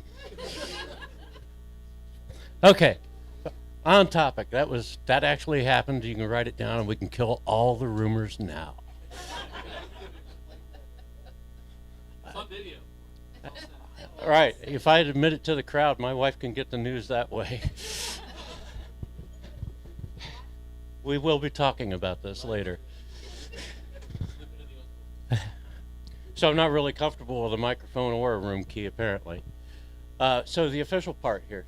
Here's what's going on with motor pool. Last year, it was amazing. We only had 1 vehicle run out of gas, and 1 ran out of diesel fuel because the fuel filter was clogged. We fixed it no time. I don't think we had but 1 other event, and that was we had a front tire go flat while we were shoving a Mustang around on the other side of the field. Got it fixed. While we were out, we picked up another tug that was sitting in a condemned building. Got it cheap. Looks like it's going to be a good one. Did a lot of work on it a couple of months ago, several of us. So it's got a new flywheel, new throw-out bearing. It just needs to have a new fuel line and the deck's put back on. We're planning on changing a throw-out bearing in 1 more tug. And we got a little tire issue on 1 of our tugs that we've got to solve. The only other outstanding thing I can think of that we have is we still haven't acquired a new top for the M715. That will come. And I don't have anything else on my list. Anything on yours? Not to mention about where the abandoned tug or the tug came from in an abandoned building, but it does have something to do with orange key fobs that everyone should also pick up off of the table over there. So yeah, with your Honda Marine head, yes. I put on the Hartzell propeller hat because people have always called me a propeller head. If there'd been a Bassler hat, I'd have put that on. So over on the other side of the field, Bassler, we're all familiar with them. They're a pretty famous company for resurrecting old worn-out airplanes and making them more modern. And when the weather comes in and we've got to move all these, Scott's team, which is all over the field, got to move these airplanes out of the weather and into available hangar space. A couple of years ago, we were tugging a Wildcat across the field and shoved it into the most beat up but nice sized hangar going there. And I'd look over, and there's this dually tug there that's covered in pigeon crap. It's obviously not moved in a few years. It's like, we've got to come back and look at that. So last year, Bongers, that Bongers right there, and I had a few minutes to go over there before the show and says, you got to see this thing. Well, he just happens to know somebody at Bassler and negotiated, and the next thing I know, we're driving an old tug back to our side. And it is, I don't know the gentleman's first name, but it is one of Bassler's original tugs. So we've got it now. Warren Bassler's tug. So I wanted to actually keep the pigeon crap on the thing and just, but every time I say that, I get to look like I just gave him my room key. So we got to come up with a paint scheme. The best one I've got right now is Navy training colors. And the logic is like this. You paint it all white, you put the insignia orange on it, and when it crashes out in the middle of the field, it's easy to find. But another paint scheme, I guess, is crew would like something more serious, right? Like camouflage so I can't find it. It's called Oscar, by the way, and it is Oscar season. So I have nothing else except for any questions? Is there one in the back? Yes, sir.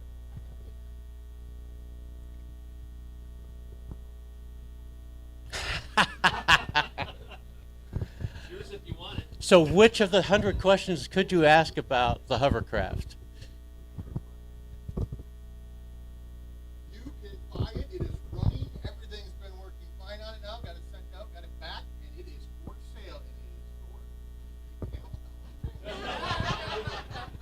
So would you like to have your mother auction it off? She doesn't know what we're talking about. No, not this one you don't. This one's different. Oscar the Grouch? A nice, glowing, luminescent green. Kind of like it. If we hold the right lights up to it, glow. So I am glad Matt brought this up. I don't want to hog the microphone, but if you don't know what we're talking about, there is a really unique tug that we have in our collection. It's all round, and it has the capability of hooking onto an aircraft and spinning in place without moving the aircraft. So then you can lock in and move. It's really good for tight spots. What it's not really good at is working on grass. So our ability to use this tug well, we're not the right users for this machine. It has had some issues. Found the right people to repair it. We were not the right people for that, by the way. And it's back in service and ready to go.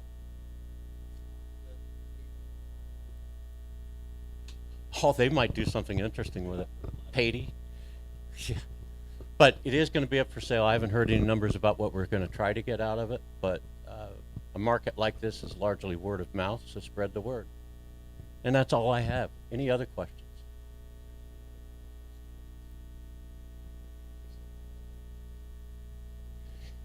I bet Scott's got a QR code in his phone just so you can get to them.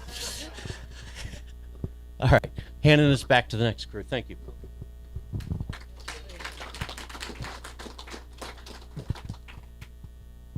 You cheated. You read the. Oh gosh.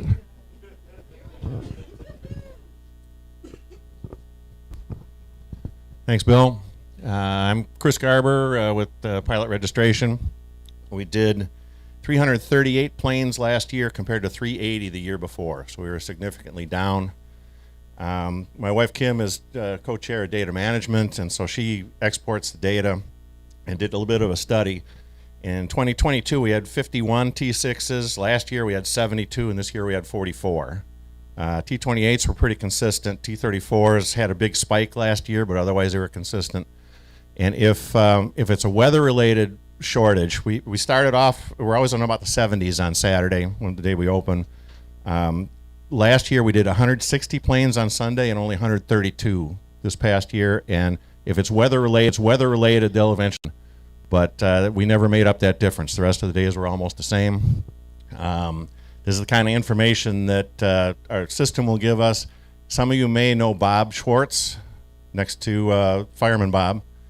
And this will be his 25th year in registration with us. Yeah, but as far as this event goes, he is the FNG. So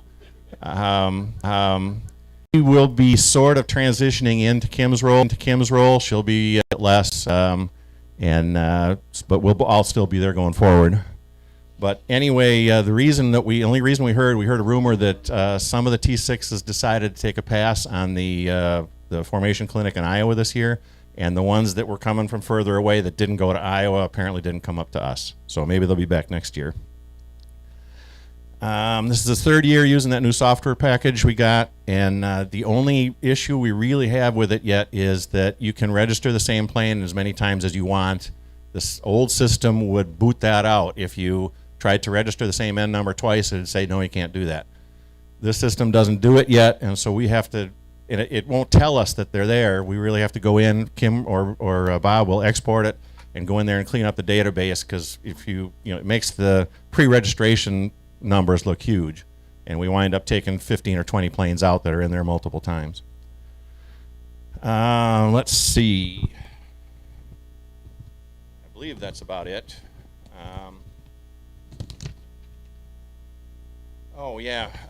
So we kind of pride ourselves on being the first point of contact for people looking for information. And if you have something but you don't want it to get around, please come and tell us. For example, a couple of years ago, some people came in and said, now, can you guys keep a secret? And we said, yeah, what do you need? Well, we heard Mike Weinfurt is going to propose. And so we had to put a gift box together and a pilot pack for them, and We didn't spill the beans at all. But the issue is, if there's something going on and someone else finds about it and they come to us and we don't know, then we'll go out and start beating the bushes asking questions, and then it does get around all over. So if you have some event happening and you want, and you will let us know about it, but you tell us it doesn't want to get out, it won't get out. Otherwise, the last thing I got is, I've got these 2 keys. No, not room keys. They're EAA or they're Warbirds keys anyway, and it would just really be handy if either one of them opened the door to registration. They used to. I've asked about this several times. Yeah, Brent, I've asked you. So one of them opens the farthest door around merchandise.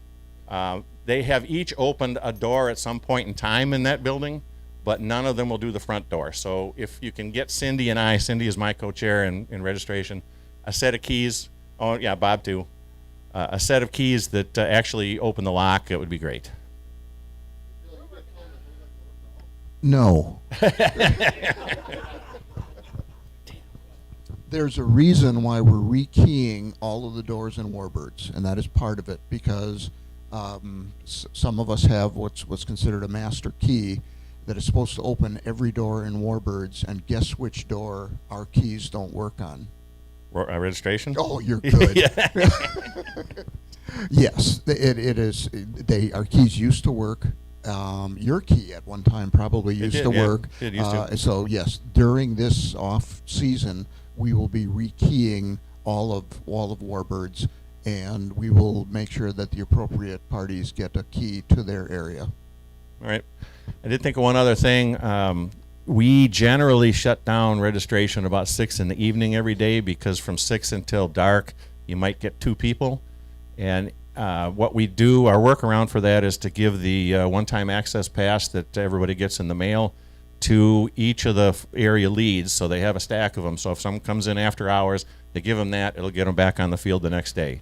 If you have somebody that wants to sit in there from 6 till 9 o'clock every night, we'll be happy to train them in the software and fill in the gap. But right now, sometimes you might get nobody for those couple hours, and then people will be asking me why they're there. So.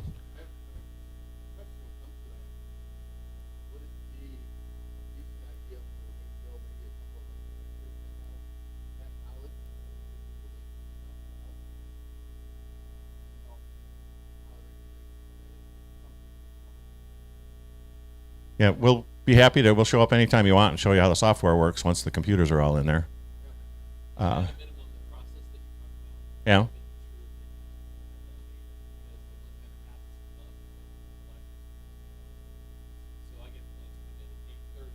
Yeah. Yep.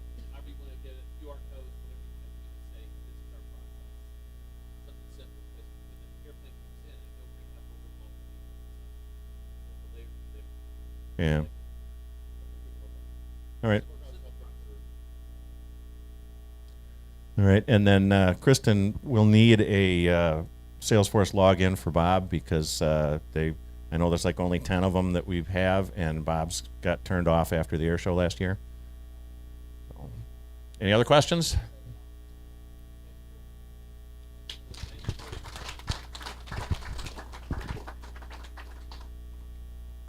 Scott kind of already touched a little bit on ramp, so we will go into safety. What? Yep. Ramp. Is Steve online with us? Okay. What's she doing back there?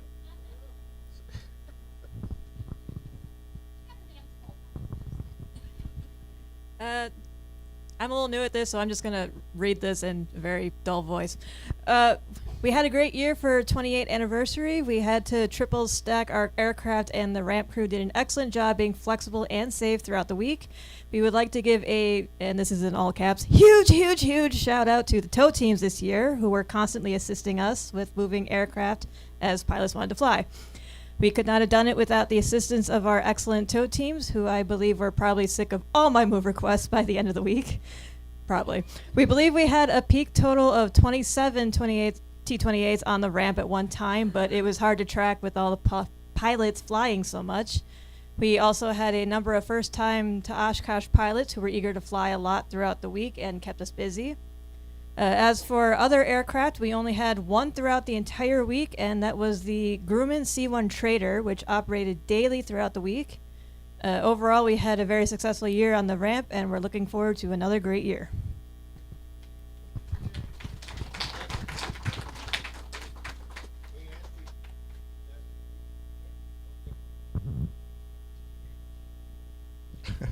Auntie, good one. Okay, safety. This is kind of a Ed Finnegan thing. From Ed, stay hydrated.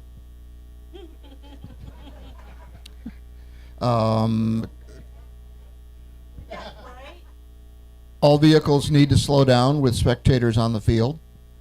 Kudos to Carl. The health and safety cards are great, and they get the message across. Again, thanks to Carl coming up with all that stuff.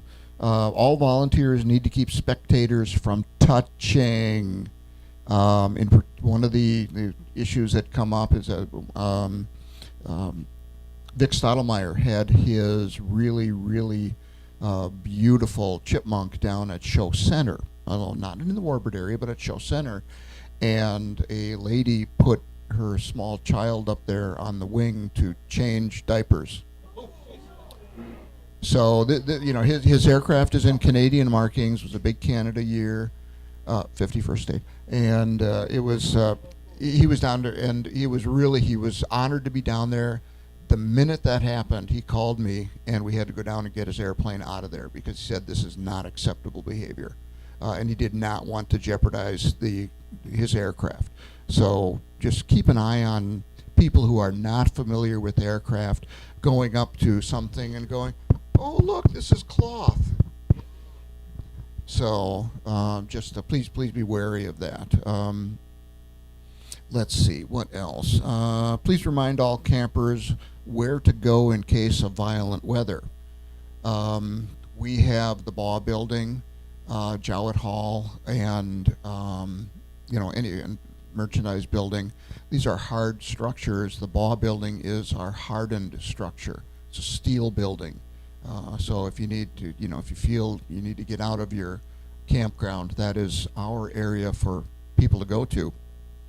There is not an evacuation plan for the site, so it's kind of shelter in place. Kudos to the RSO program, working really well. So that is the close runway safety observers, and that is a group of people that Judd, Russman, Ed, Randy, Kara, who else? Me. Oh no, Mark, and they watch our aircraft departures and takeoffs, and if there's an issue that they notice with the aircraft itself, or if two aircraft want to be in one place at one time, they have the ability to make sure that everyone knows about stuff like that. So if there's a, some of your gear's not going up, if you have a cargo door that's open, if something else is going on that shouldn't be going on, they immediately alert Air Boss and the pilots. So it is a very good program. Security, Dennis. What would you like to? Book 'em, Dano.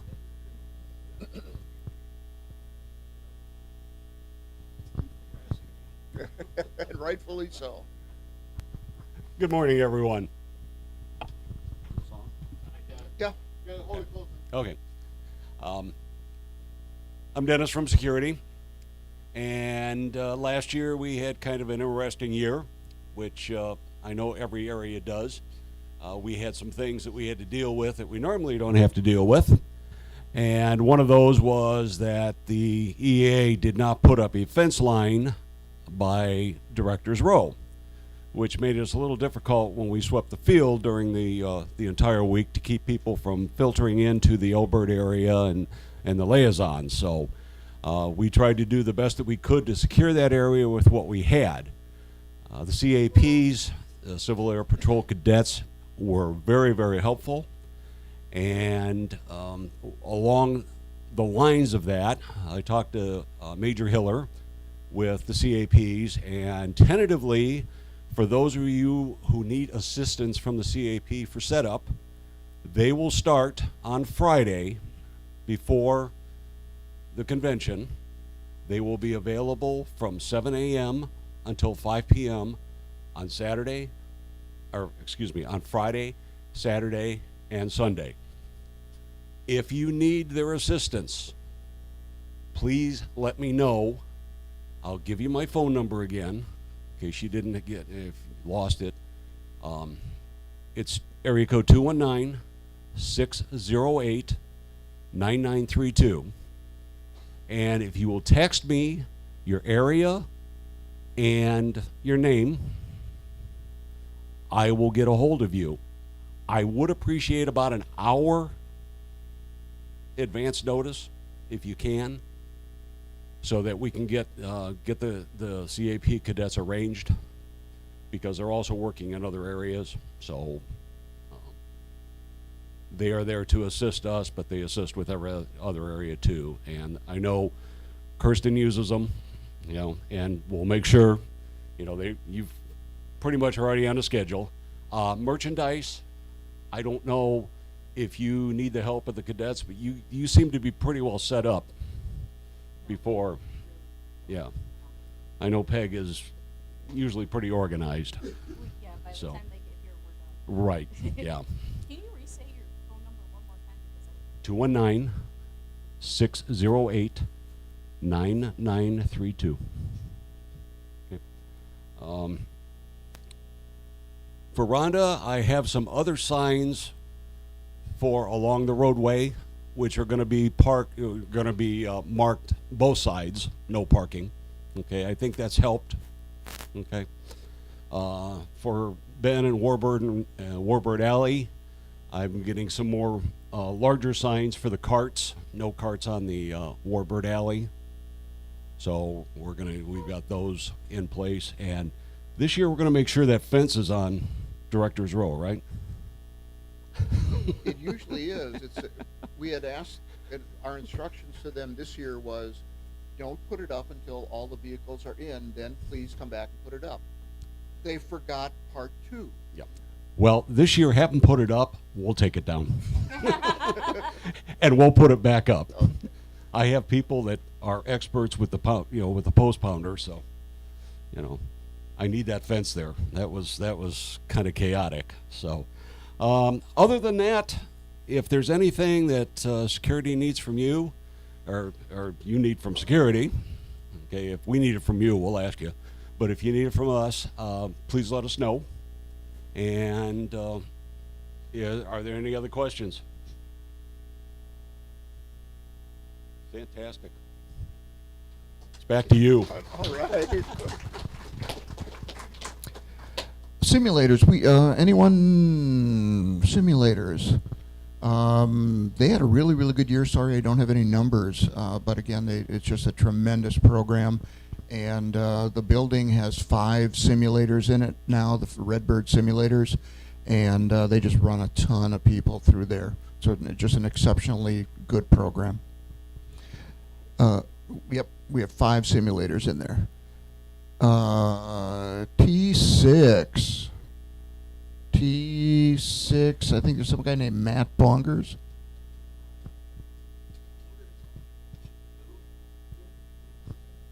Yeah. Good afternoon. Actually, I'll do T6s, T34s. Talked with Charles, and he doesn't have anything. We had a great year. A lot of aircraft movements. We were a little short on airplanes, but we were still safe. We brought in some new volunteers this year, which is great. A lot of help because we are a pretty active group running around in the large area we have to cover. Other than that, I really don't have a lot for T6s, T34s. Do y'all have anything for me? Going once, going twice. Warbird Tower. Well, 28s were kind of covered by the heavies on the ramp.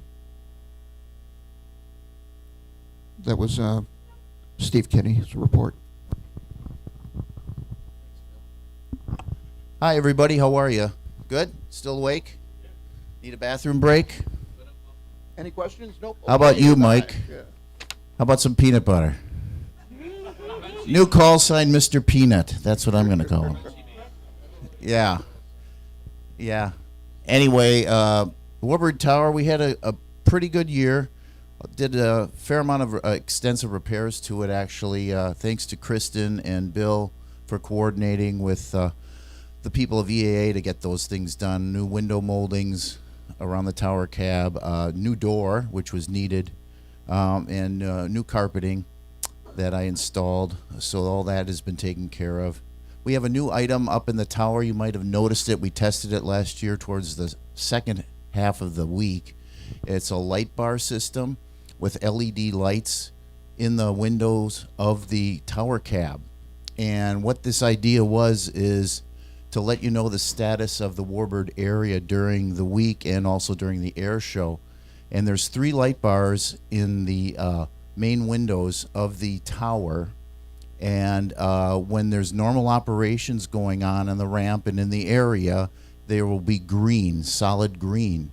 If there is an emergency or some kind of situation that warrants it, we will have red flashing LEDs. So it's kind of a quick visual way for people working on the ramp who don't have a radio or just wondering how the status is of the airfield and so forth. And we had a lot of good response, especially from a lot of the pilots about it, so they were very happy with that. So look out for that for next year. It's a nice system, and it was pretty easy to install as well. The other thing I wanted to mention on a side note, our good friend Hank Dilwert passed away last year. He was one of the main people that with Jenny and several other of the floaters. But Hank, Canadian Hank, he was there for years and years, and he passed away last year.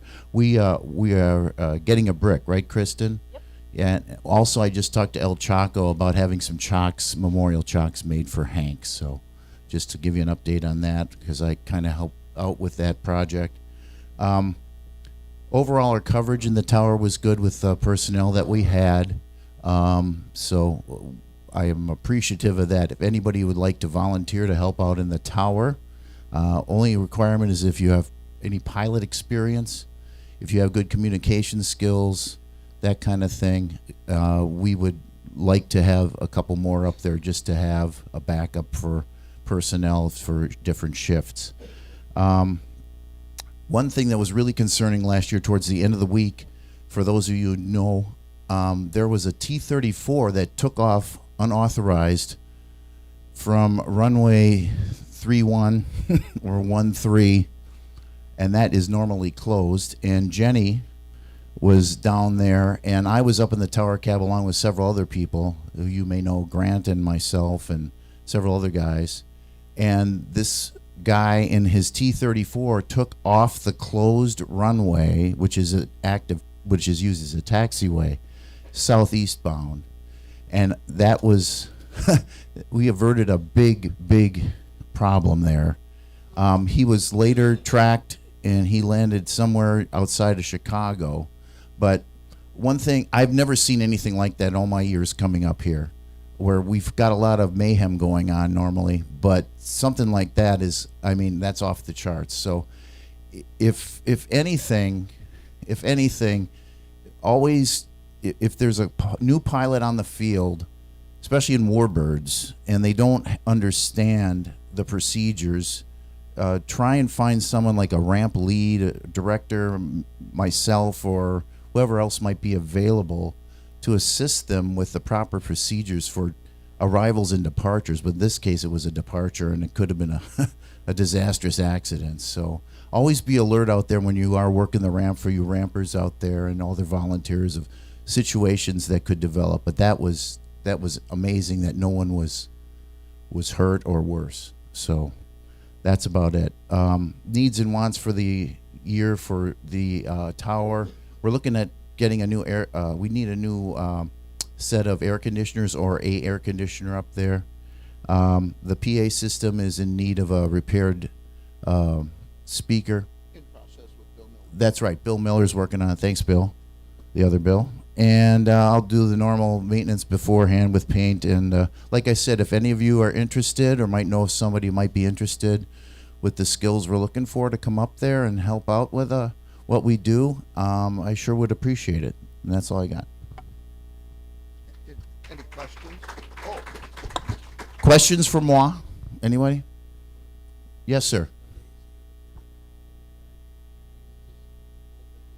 Yeah, old making noise, and they're reaching their end of their lifespan. We've repaired them several times, and so we're looking at maybe getting a little standalone unit that you can buy, something like that. I mean, I know a lot of you people are sweating your butts off outside out on the ramp and whatnot, but we understand all that. But it does get very warm up there, so it'd be nice to look down the road and see if we can find something. So if anybody has a lead on any of that, I sure would appreciate it.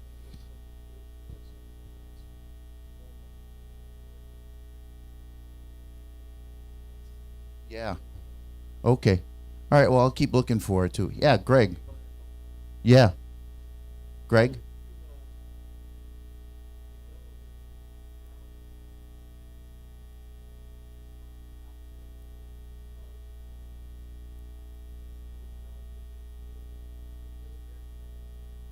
Are you kidding me? Really? Is your mom does your mom know this? Oh, no kidding. Well, I'll take a look at them and see if they'll fit in the windows or how we can do it.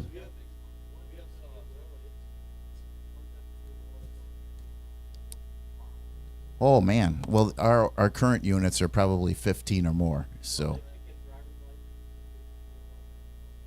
Okay, well if we, I'll make a note of that, and when we come up and start doing our stuff later in the spring, I'll take a look at them.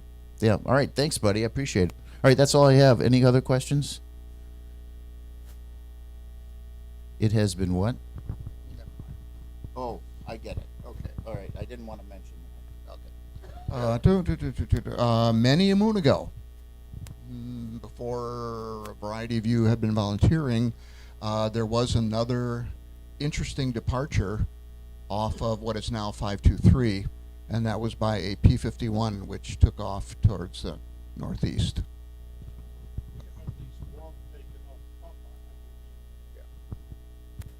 So. Training command, John?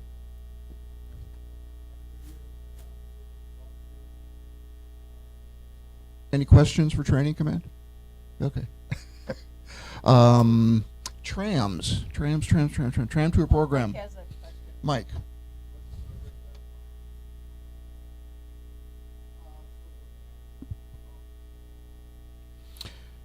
Tram tour program, excellent weather, and AV24 contributed some very successful outcome for our Warbird tram section. Our team again processed close to 8,000 riders in 6 days. The operation went very smoothly. This is a report from Vic Krause, by the way. We did experience 2 flat tires during the week. Oh, gee, something new. But the tram car modifications from Joe Gelhar and Mike Pollack worked really well, providing also some easy access to the tram wheels. Basically, they cut away some of the fiberglass. Many riders expressed surprise and commented favorably on the repair and minimal interruption for the flat tires. Volunteer morale was high, and our expected retention rate for AV25 is 93%. We provide an extra VIP tram service to Johnson Financial. That's a sponsor through Rick Siegfried. And then also provided the use of the trams for the Veterans Honor Parade on Friday, as they will do again this year. Also, that'll be done. Welcome Warbirds will be helping with all of their vehicles, etc. They collected $8,341 in cash donations during the week, which is fantastic. Their sponsors provide cash donations, and this year they brought in $32,841 for the tram program. Let's see. There is a new video coming out this spring from the tram program to help show people what goes on in the Warbirds area, and in particular for the tram program. Go ahead.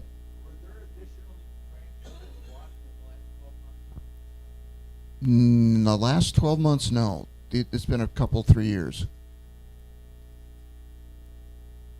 And these are all trams that originally started out, I believe, at the Milwaukee County Zoo, and then filtered their way through Waukesha Airport and other places, and finally made their way up by us. I'll take a look at a couple slides here.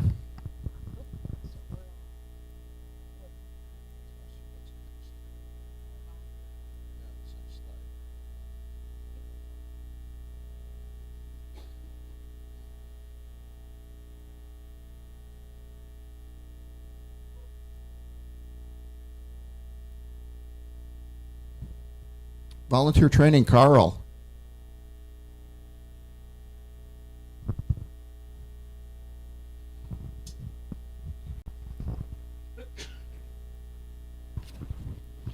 Okay, so we had a pretty decent year. We had about 65 people come through the class. Previous year was 110. And it kind of goes in cycles because everybody's got the 2-year thing where we try and get everybody back every 2 years. So we'll probably be a little busier this year. Probably one of the good things that we got done that was worked out better for us is that we managed to get the orange book into the pilot briefing bags. And there was a guy out in the Red Stars that cranked up to do a maintenance turn without bothering to tell anybody. And when the line guys went out there to check on him, his buddy next door said, "Well, stupid, it's in your book." So it's a good thing. We're trying to get that knowledge and that baseline information out to where everybody's got that going. So that's probably the biggest thing that we got was as the books into the briefing bags, and that's a big deal. Any questions for anything? Yes. No problem. Bill will be in the mail. Can I have? Yep. Are there going to be updates, and if so, when can I see them? Updates for the book depends on a map is usually the thing, and then depends on frequencies, and that all ties into the NOTAM. So as soon as the NOTAM is published, then I know if I have to change the book, and it's a chase game. So as soon as I know when that is, I can start changing. No change for our map this year for Warbird. That'll stay the same. That'll stay the same. Yep. Okay. Thanks. Sure.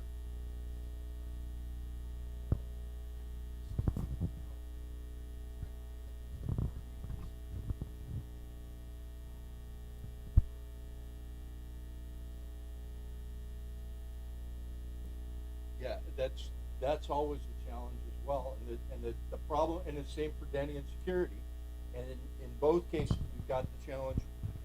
Make sure it gets recorded. Yep.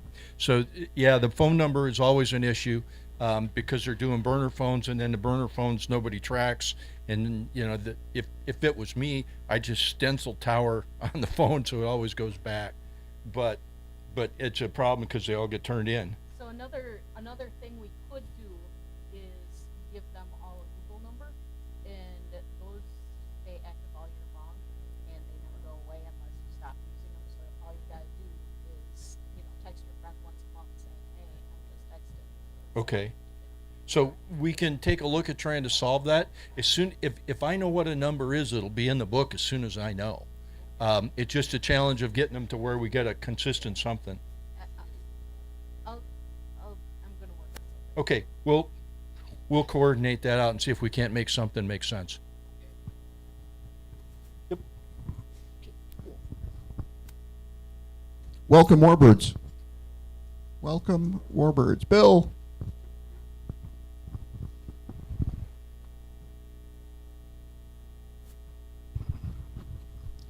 We got off to a little bit of a slow start last year. Our carts arrived a couple days late. We had good volunteer group. Some issues that came up was sometimes our radios weren't on, volume up. like to hear any input from people about that, any problems that they had. But the night check-ins, I know one of our guys brings his own cart up and does a really good job of coming at night, but that's only one person, so we need to get more people out there, which we have the carts and the people to do that. And also with the welcome part, we have the veterans hats given out from our building.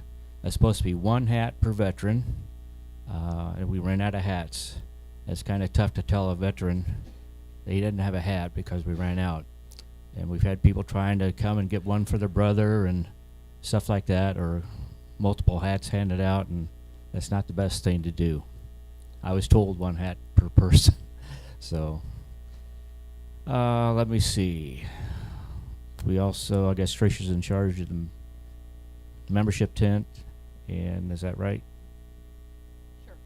Okay, well, Between the two of us. Okay, yeah. The banners were great.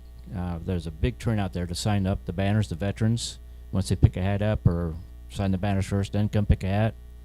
And the squadron tent was in there. We're basically shared with the membership tent. So I think there's at least 4 squadrons perhaps had their information in the tent. Hopefully that will continue this year. And that's the main items that I can think of. If you have any questions. Yes.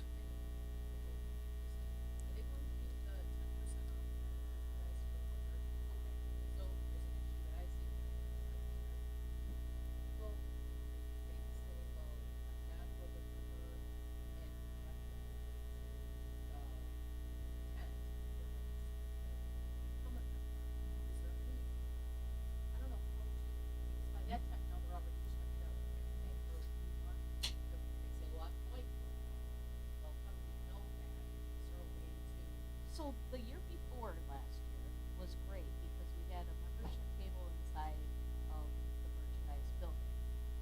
And we had Carrie Ann that was taking care of that for the day, for the big hours of the day, and last year it was decided on that that wasn't going to happen. So if that was something that really did help, we're going to do it again this year.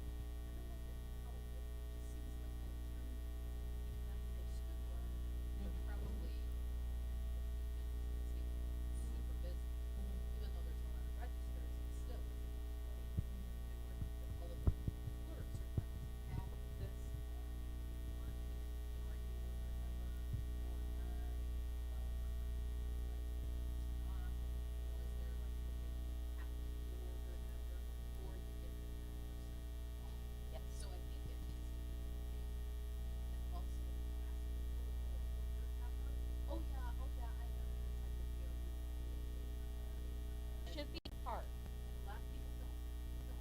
Yeah. It's a huge issue, yeah. And there's signs all over. There's big signs. But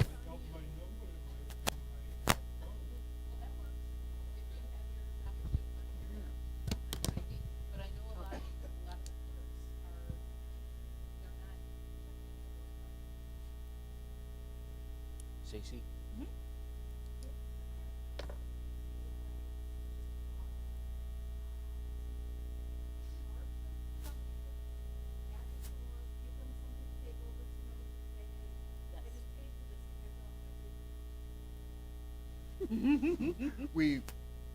I just wrote a little note, prepay at register.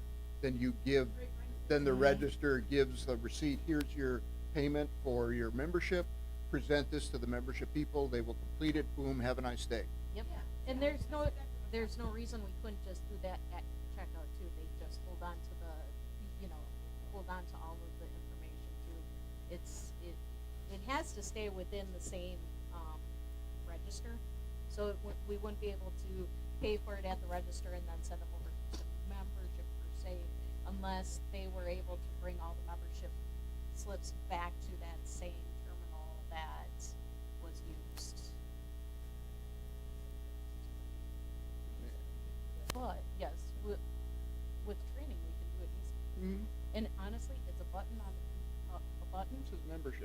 that says membership. Those people go to a table, Mhm. fill out their information, put it back in a basket that's right next to the thing, and they're done. Or they pay their money. Mhm. The person at the register gives them the paperwork, sends them out to the tent. Mhm. The tent completes it all, and then later on, they hand off the paper back to the register people. Which register? There's 3 of them. There'd be only one. There's Oh, only there'd be 3 registers. Yeah. Isn't, on a receipt, isn't there a register number? Ooh. If it was like register 1, 2, 3, 4. Let me Offline. offline. Cool. Yeah. One of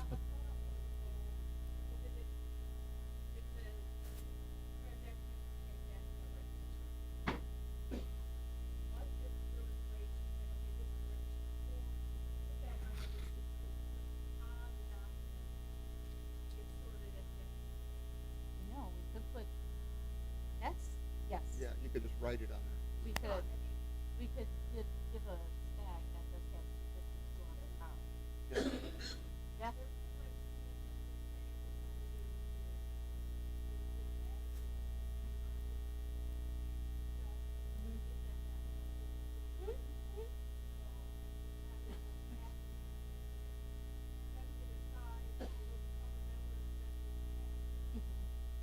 That that works too.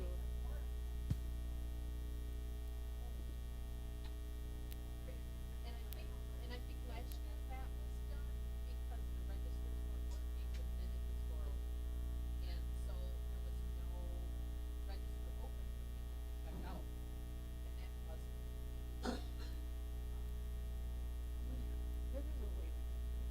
Yeah, okay. One more thing. We will, go one more thing. Yeah. And one more thing. Yes. Now for something completely different. Yes. Also, the Veterans Parade. There was a little bit of change that with the snowbirds. The line for the people was moved back, so I changed a little. I made a little change in the course people went down. Other than that, I think it worked out pretty good. Oh, and that is the only time that our carts are not available because they're used to provide veterans transportation down to Show Center, and that's about it. Thank you. Kyle Guyette, Warbirds in Review for 24.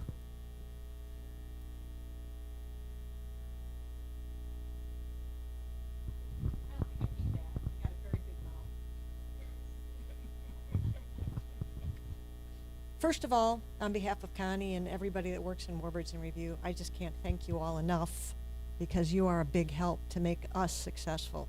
When I got a problem, I know where to call, who to call, and you are always there to help us. And I just want to say thank you to all of you guys. Last year, we had a pretty good year. We had one little issue, and he's the man that solved it. But he did solve it. He took some heat because we do have some trouble once in a while with people, don't we?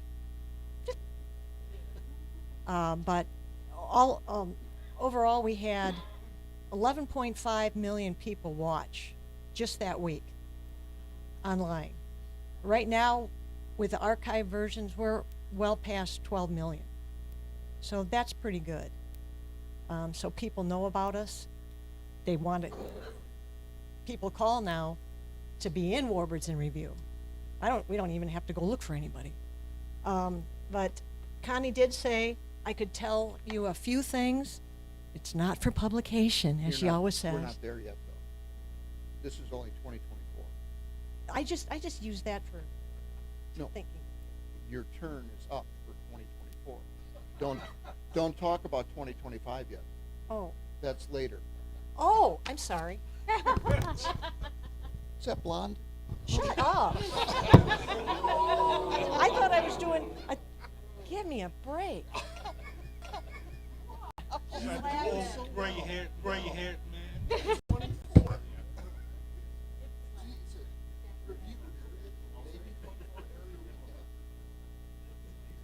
You have a whole special slide. It's not that one. You can't have that slide. It's not that one. a different one that All right, says. well, thank you, everybody, for making last year successful. Any questions for? I was only excited to tell people. Just wait. Yeah. When you have someone come in for a Warbird review, sometimes they'll have additional support people there, and so we need to get them more wristbands. And they're all approved by you guys at a time. We get a mail folder that's got everybody's name in it. But I'm not in there 24/7. I show it to everybody. But in the future, we talked about it. If you have someone coming to us for their additional passes, they can say my name's on a piece of paper in a mail folder. Then our workers will know what to look for. So you tell us, and we tell all our people, if the pilot or whoever was coming over do that too. Pilots.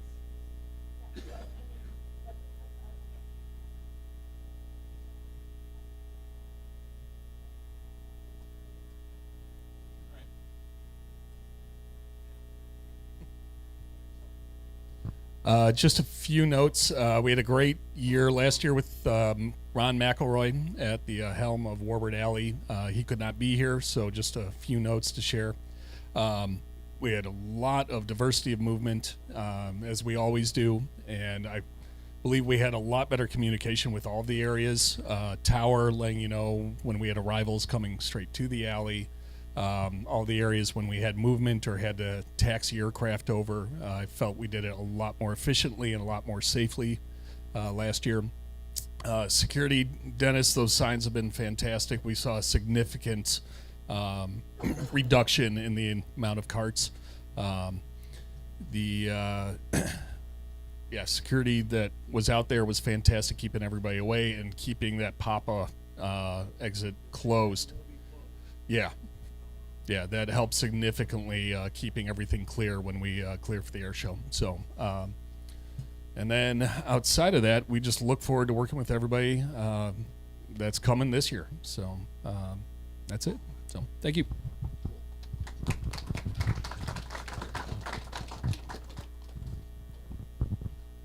So, why are we not? Oh, there we are. Okay. Speaking of volunteering, as we all know, and there's a sign on Warbird Tower, above all else, safety first. It's really, really true. And, as we mentioned earlier from Ed Finnegan, stay hydrated, don't go too fast, watch for your friends, watch for your fellow volunteers to see if they're having any heat issues, or if any other issues. No smoking on the flight line either, period. Yes. No bicycles. Yes. Yeah. Most of us know about that one. Yeah, but so I saw this backpack sitting on the bench. It's been there for like 20 minutes, and Bob Ehrenberg's always told us, don't go pick it up. We're not a huge terrorist target, I know, but have the right people deal with it. So I called Bob. Eventually, I think somebody called 911. We had this team show up with an X-ray machine on this end, a detector on the other end. They made sure there was nothing onerous in the bag. So then they approach it and they pick it up, and they click, and it's got a Bill Finnegan tag on it. Yeah, Ed Finnegan. I mean, yeah. They took it over to Bill. He looks at it. He goes, "You just made my day."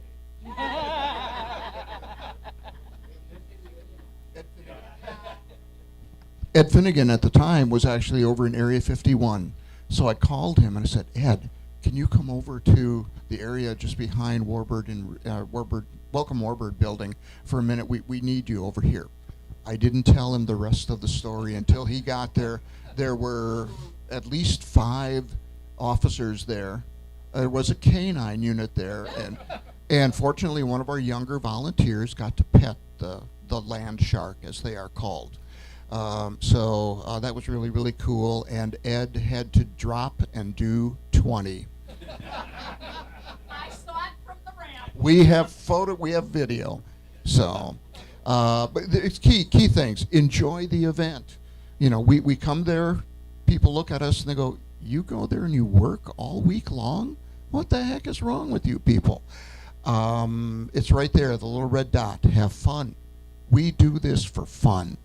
You know, enjoy the event, enjoy your friends, enjoy your new friends, enjoy the airplanes, and have fun. Make sure you do register with the chairperson in your area. Let them know when you are leaving. Again, in case of a disaster, in case of an emergency, we want to know if you know, if you're okay. So let them know if you're off the field. Make sure they're, you know, your chair records your hours. If you volunteer in 2 different areas, make sure that your chair records the hours in those areas, so that, let's say if you're working on the flight line and you spent some time in security and you put 20 hours in the flight line, 20 hours in security, that's your 40 hours for your campground benefits. So, or many more hours. Also, one other thing I didn't put on here, your volunteer hours around the year count for your total. So we have a very dedicated group of volunteers that come to the field or work at home on many of our projects. You know, number 4 builds up our tugs parts at home. You know, in Matt's garage at home, there are various parts that are being worked on, etc. Those hours count towards your total, but you have to mention them. You know, we don't have ESP, and you know, let them know when you're done for the week, you're gone, I'm going home, etc. So that, again, in case something happens on the field, we need to know where you are. We need to know you're safe, because we do care about you. Mike had a question. It was Ed Finnegan's bag. Director of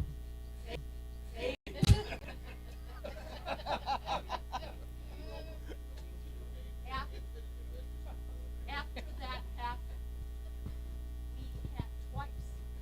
We had people out on the ramp that sat something down and then walked away to look at airplanes and went down and went up to the gal and I said, "Is that your bag?"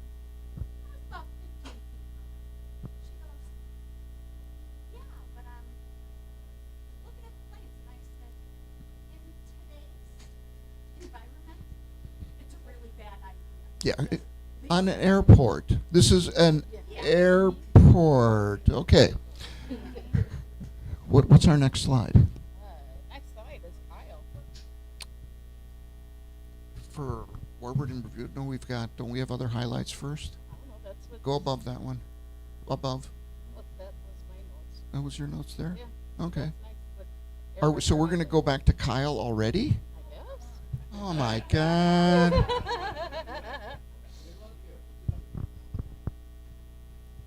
Any questions for Kyle? No. Okay, thanks. Yeah.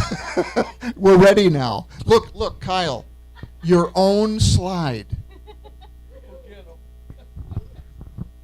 Just for you. There's no get it. Yeah, there is. I can. All right, I can tell you a few things that are coming. And I'm sorry. All right, we're going to have Huey at a Cobra. We'll have a highlight from children of some Raiders. Dick Cole's daughter is going to join us. Wallace Height is going to be there. His father was held in the prison camp as POW over there, and I think that will be a wonderful program. We are going to have Butch Schroeder's new P40. Well, it's not new, but his P40, it's an Aleutian, and he's got a fantastic story. And it looks like there is going to be a 262. And it could be even better than that, but that's where I have to draw the line. I can't tell you anymore. I got permission this morning to say. So if Yegan's already being talked to, and Connie's on top of that one. So that should be a really exciting program. But there's some really great stuff, and I can do this. If you'd like to kind of see what this is, I'll give you a copy, but just don't publish it, please. Thank you. Okay, we're coming up, we're sneaking up on lunch. Where is Tim? Tim, what's our schedule for lunch look like?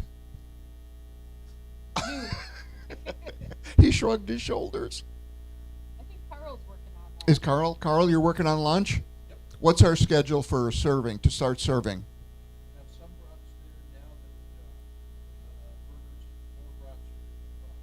Okay. Kristen, what are we asking for a donation for lunch? $10. $10. Dino?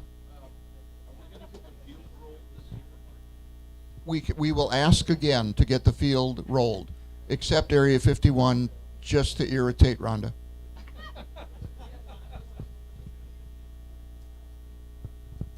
We ask every year, and you know, we ask.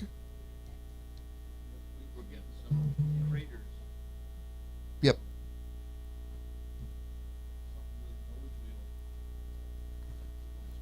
Yep. Well, maybe this spring we are around out there and mark some areas too. Yep. Yes. Where's Linda? Right here. Linda, grab some tickets out of the orange bucket, red, whatever color bucket that is. That's orange. That Mike's bird dog is red. Oh. Red, orange. Orange bucket again. It is bird orange. It's russet.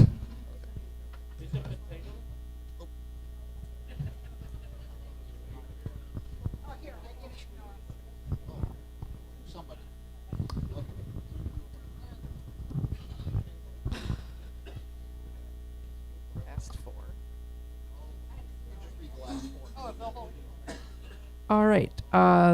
4403.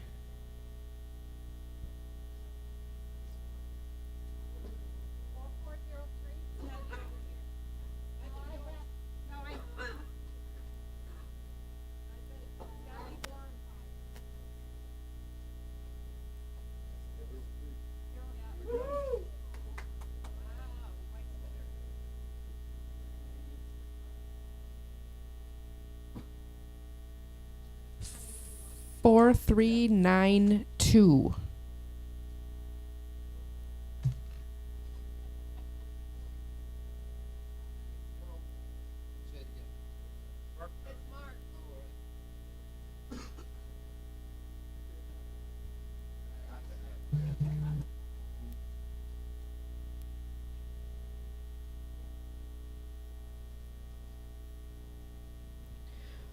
Four, 390.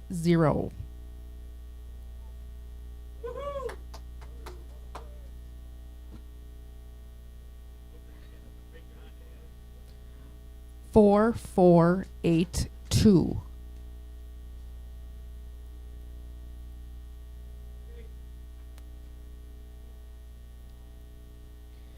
Four, 473.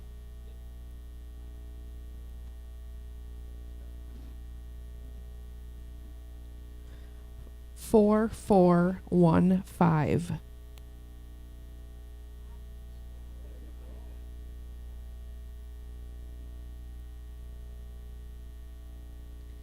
4474.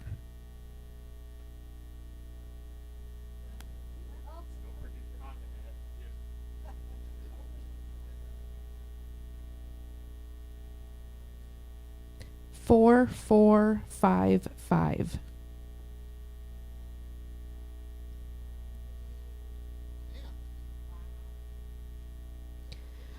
4412.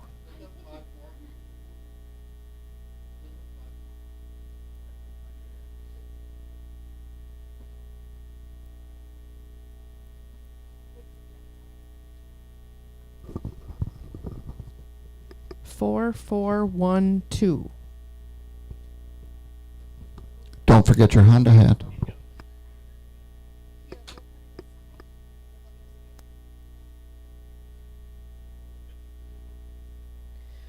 Four, 457.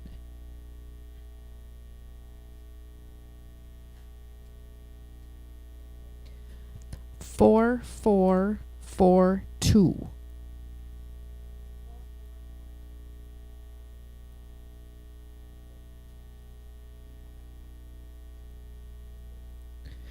4460.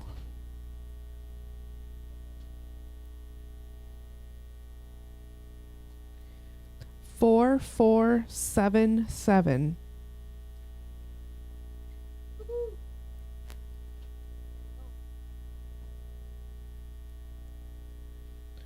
4399.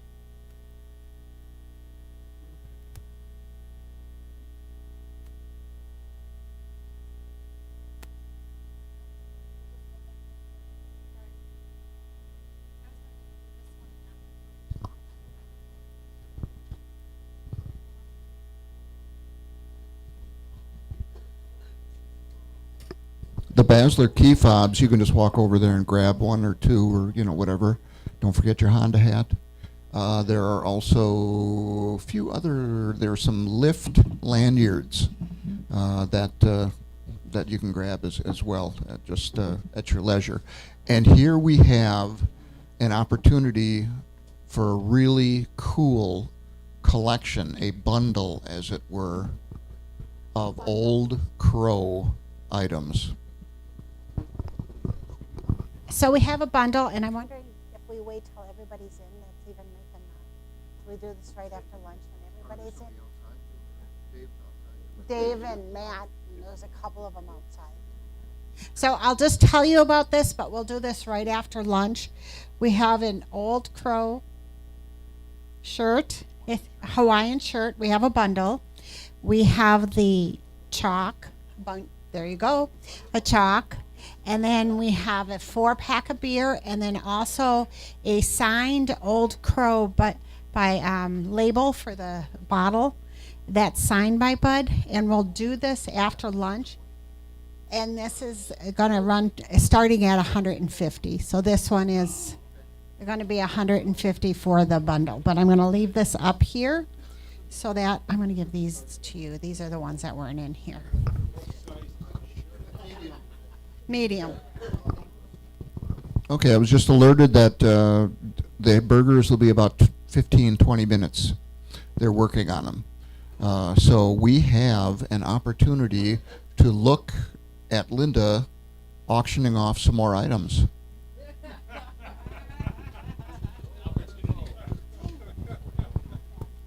Some more really cool stuff.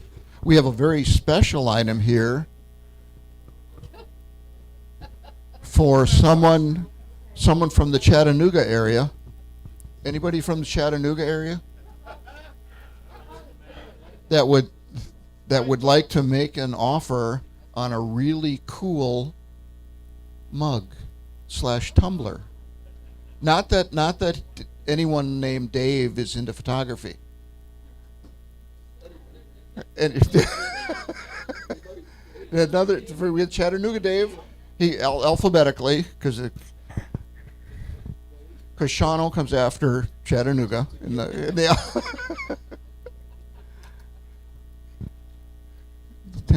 $10. Do we hear 20? Okay, he went 20. Oh man.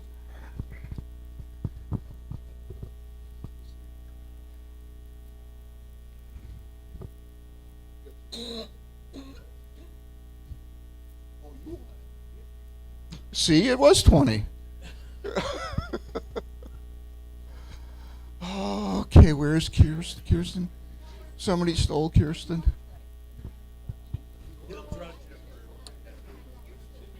Okay, he needs $10 back.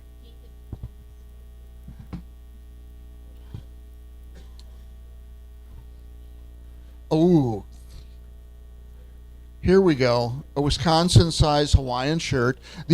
Both of these shirts are provided by a vendor, a new vendor who's going to be working with us probably after AirVenture this year, Kristen? Okay. We won't be able to turn them on this year. It's called Cockpit Creations. He also provided some of the more creative stickers that are over there.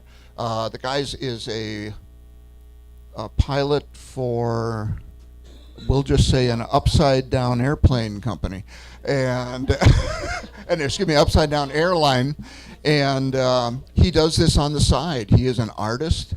He's absolutely brilliantly talented, and just a wild man. Just a really, really fun guy to be around. And his wife and his business manager were down at NWalk, and just really, really cool people. And they come up with all crazy ideas. And this one in particular is a Pacific Theater Hawaiian shirt. It is XL, so at least it's a Wisconsin size shirt. So it's a really nice quality shirt, nice and lightweight. It'll be a good summer shirt, etc. There's a variety of zeros on here, and Val, and I'm not really sure what the U.S. aircraft might be fighting them, but it's there. It's the thought that counted. So we would start this at 25. 25. Hawaiian shirt. Almost like Thomas Magnum. 25, over here. 30, do we hear 30? Do we hear 30? 30, we hear 30. Okay. Do we hear 35? Do we hear, we're at 30 over there. Do we hear 35? Want to feel it again? 30? 30 going once? 35? Okay. 35. Do you want to feel it too? And we are at 35. Do we hear 40? 40? 40? 40, 40? Extra? Do you want to feel it? Just hold it behind me to see if it's not too big. Okay. I'm using the judgment of a lady.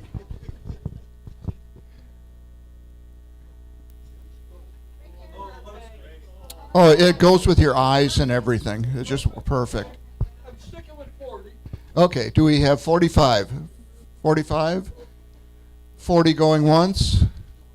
40 going twice? I guess so. Ron Lehman, $40.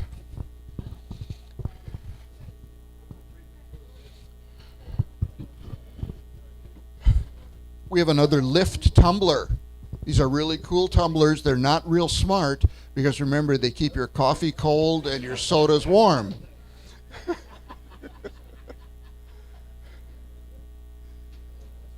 Gert, you need another. You should have a third.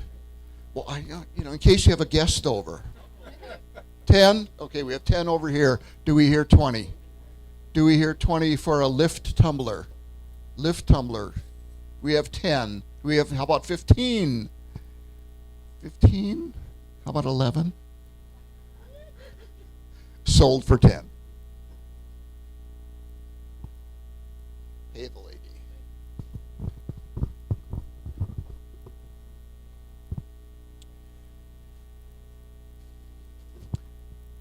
Kyle, can you help me a little bit on the description of some of these autographed posters, please?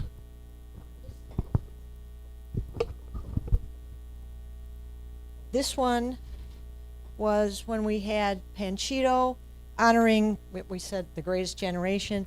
This is signed by Robert Holtman.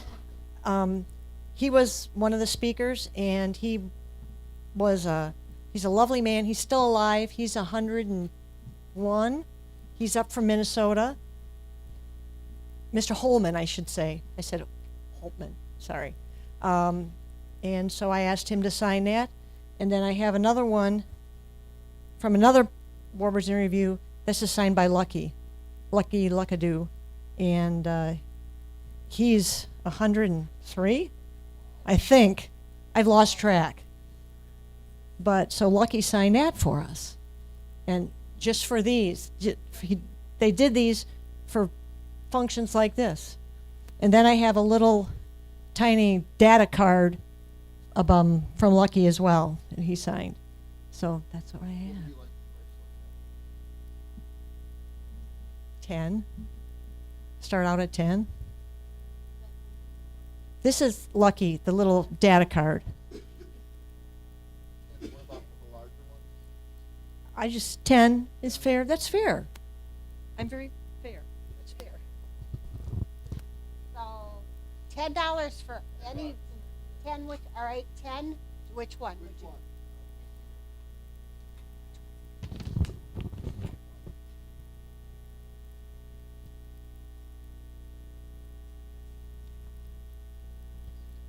That one?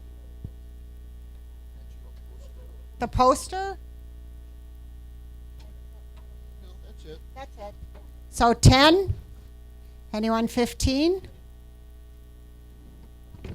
So 10.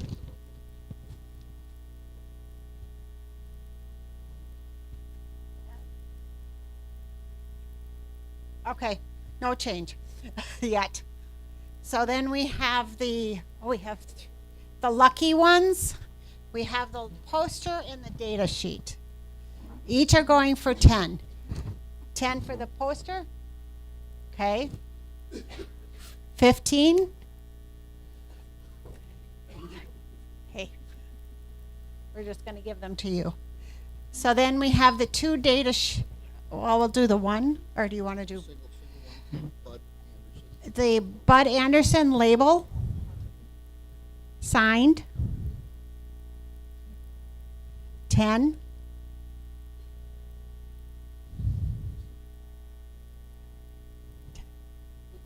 We'll bring it back. All right. And the lucky data sheet. The lucky data sheet, 10. All right. So we have those three.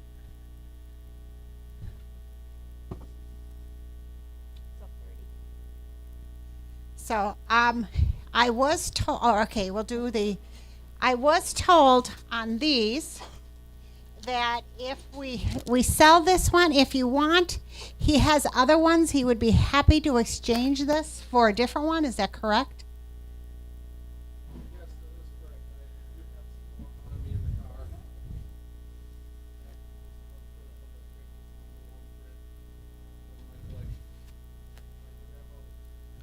So we would sell this one and you would have the opportunity to pick a different one then. So 50? And a 55? 50? Going. So then you just do the exchange with him. We'll do the money up here. So then we have a Breitling, the Breitling, the sunrise sortie and breakfast lanyard. I guess this was a hot commodity last year. So we do have this selling.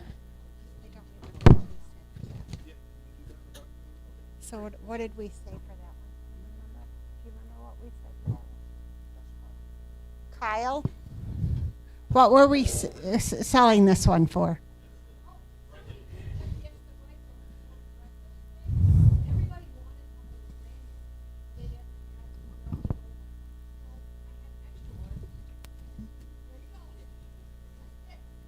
So an offer. It's the lanyard. So let's do it starting at 5 for the lanyard. 5. 10.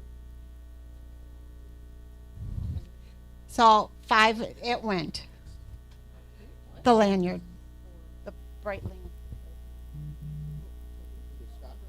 Scott. All right. So we do have some chalks in the back. We have the Let's Go Brandon one that we'll sell. And again, all the chalks are going to sell for starting at 50. So we have a Let's Go Brandon. We'll do a thing. We have the Let's Go Brandon. We have the Jimmy Buffett. And we have, and I'm going to say it wrong. The last.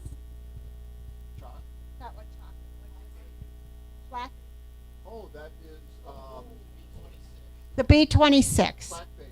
Flat bait. So we have those three. They'll start at $50 each, and you can pick. And we also have the Trump ones.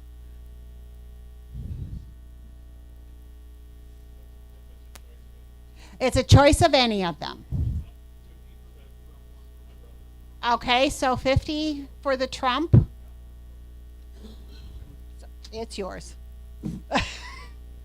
Come up here with your cash check or your.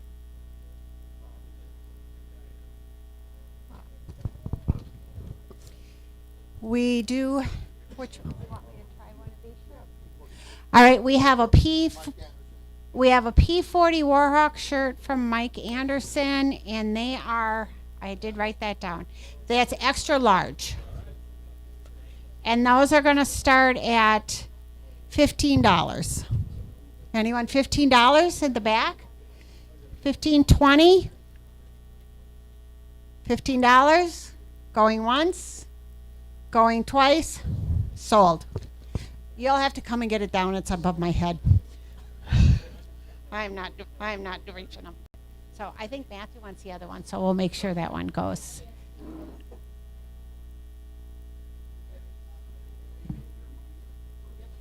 So, all right. So the rest, I think what we'll do is we'll wait. We do have a quilt in the back that has a number of airplanes on it. I'll walk back there and get it, which will sell. Oh, do you got it? He's got it. So that will sell.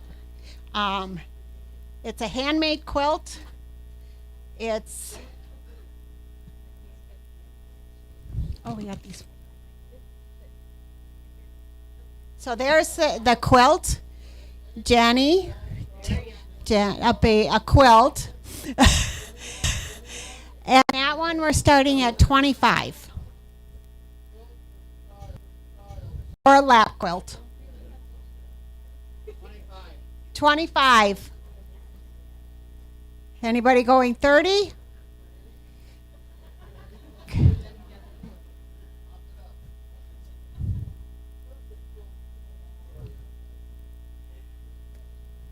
The other side is just plain red.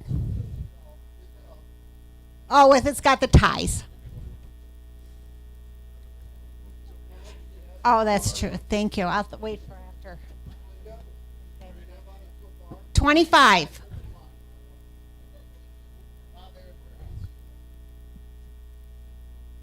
$25. There you go. You can pay up here. Sold. So then we have some 4 imprint bags. In there we have a mug. We have a charger. It's a speaker.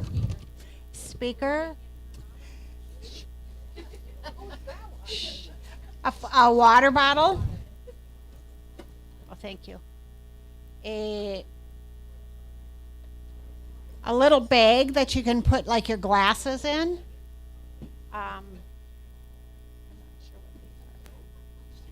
Sticky notes, a line book, and then a celebrating 70 years, plus the bag. And we're going to start the 4 imprint bags for $10. And I have 4 of those.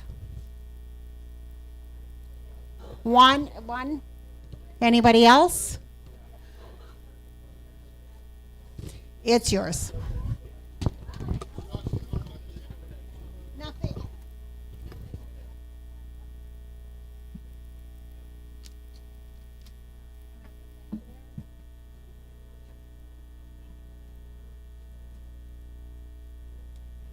I'll give you one.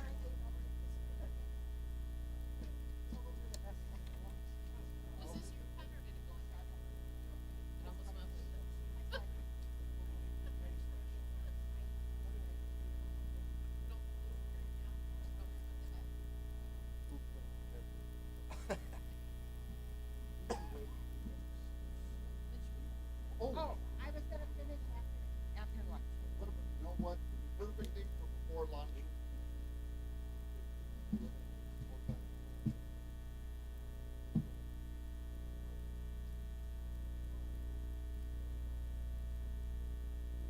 we have some great Warbird socks. It's a cold day out there. These are warm for your feet. These are the Luftwaffe version socks. It has a $14.99 value. How about $10 for a pair of socks? Keep your toesies warm. $10 for a pair of socks. Now these other socks are Warbirds socks. They only look mildly used.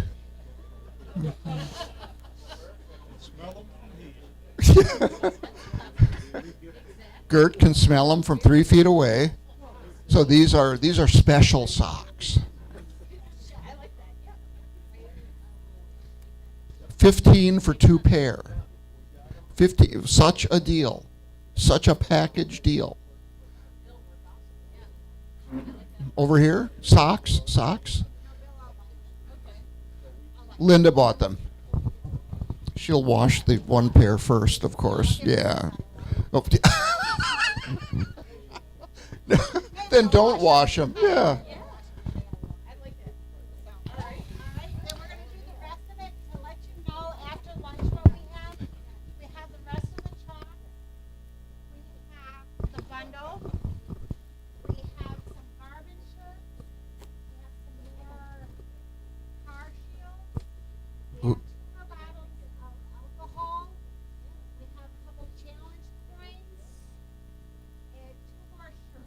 Yep, the challenge coins, by the way, are very unique, and they are provided to us by Warbirds in Review. And these are actually really neat. Of the 1995 Tribute to Valor rare coins. So those will be available. We'll talk about those more after lunch. So just so you know, figure we'll feed you, you'll wake up a little bit, we'll try it tomorrow.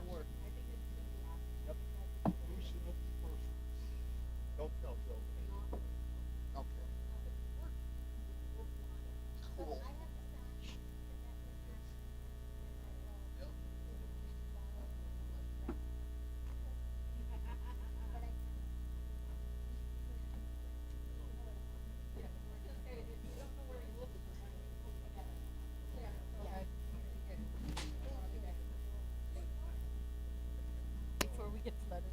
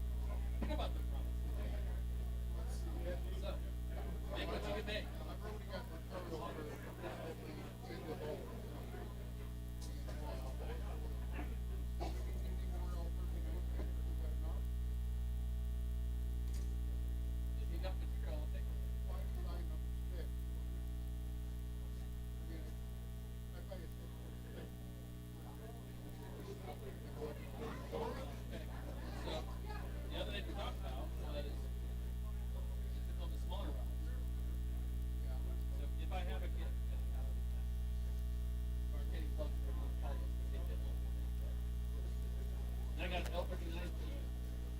We had this one with 29 pin, and then some of the bags have freaking steel. But they were steel rods that are about 12 inches, so they go through and on the outside. So I had some of those. So I was back in the day. That's just an art. Strong as steel. I'm not looking for anything special, but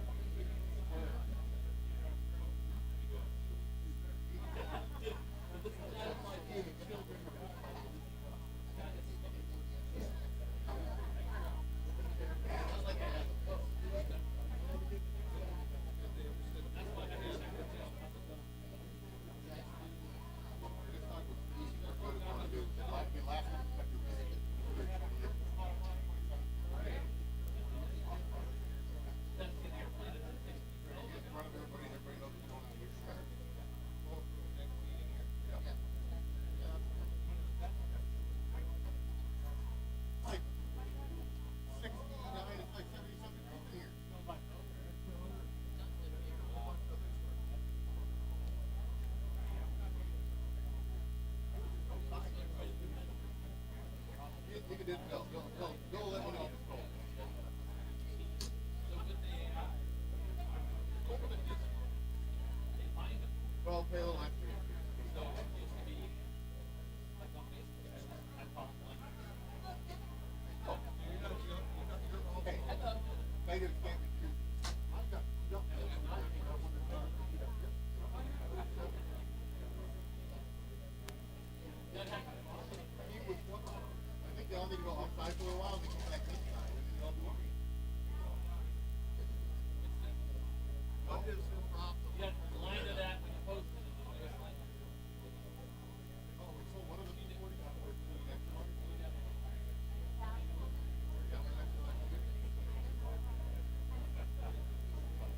I did not buy it.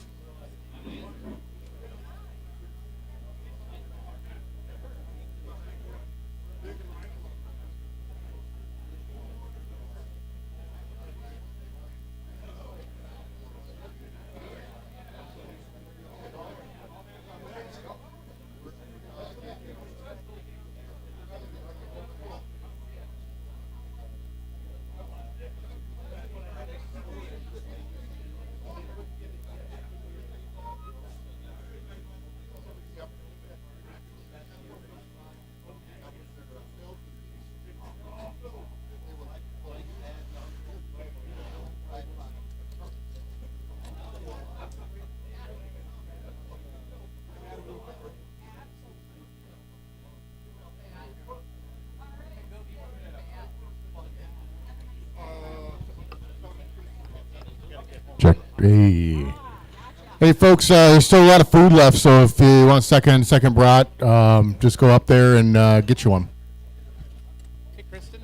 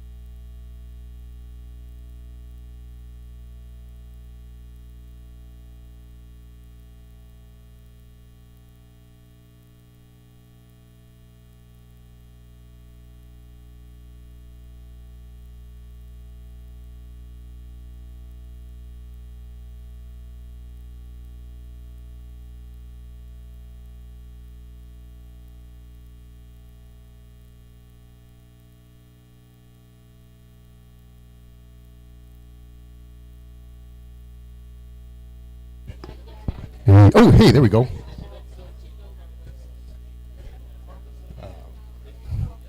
Hey, folks, how y'all doing? Hey, a quick talk. Usually we wait because we're really good in Warbirds about planning things ahead of time. Usually we talk about this usually November, but does this weekend work for everybody to do this? If we just plan it for next year, we'll do it right back here. It'd actually be the weekend of the 28th, so the last weekend in February. And we'll just do it right back here.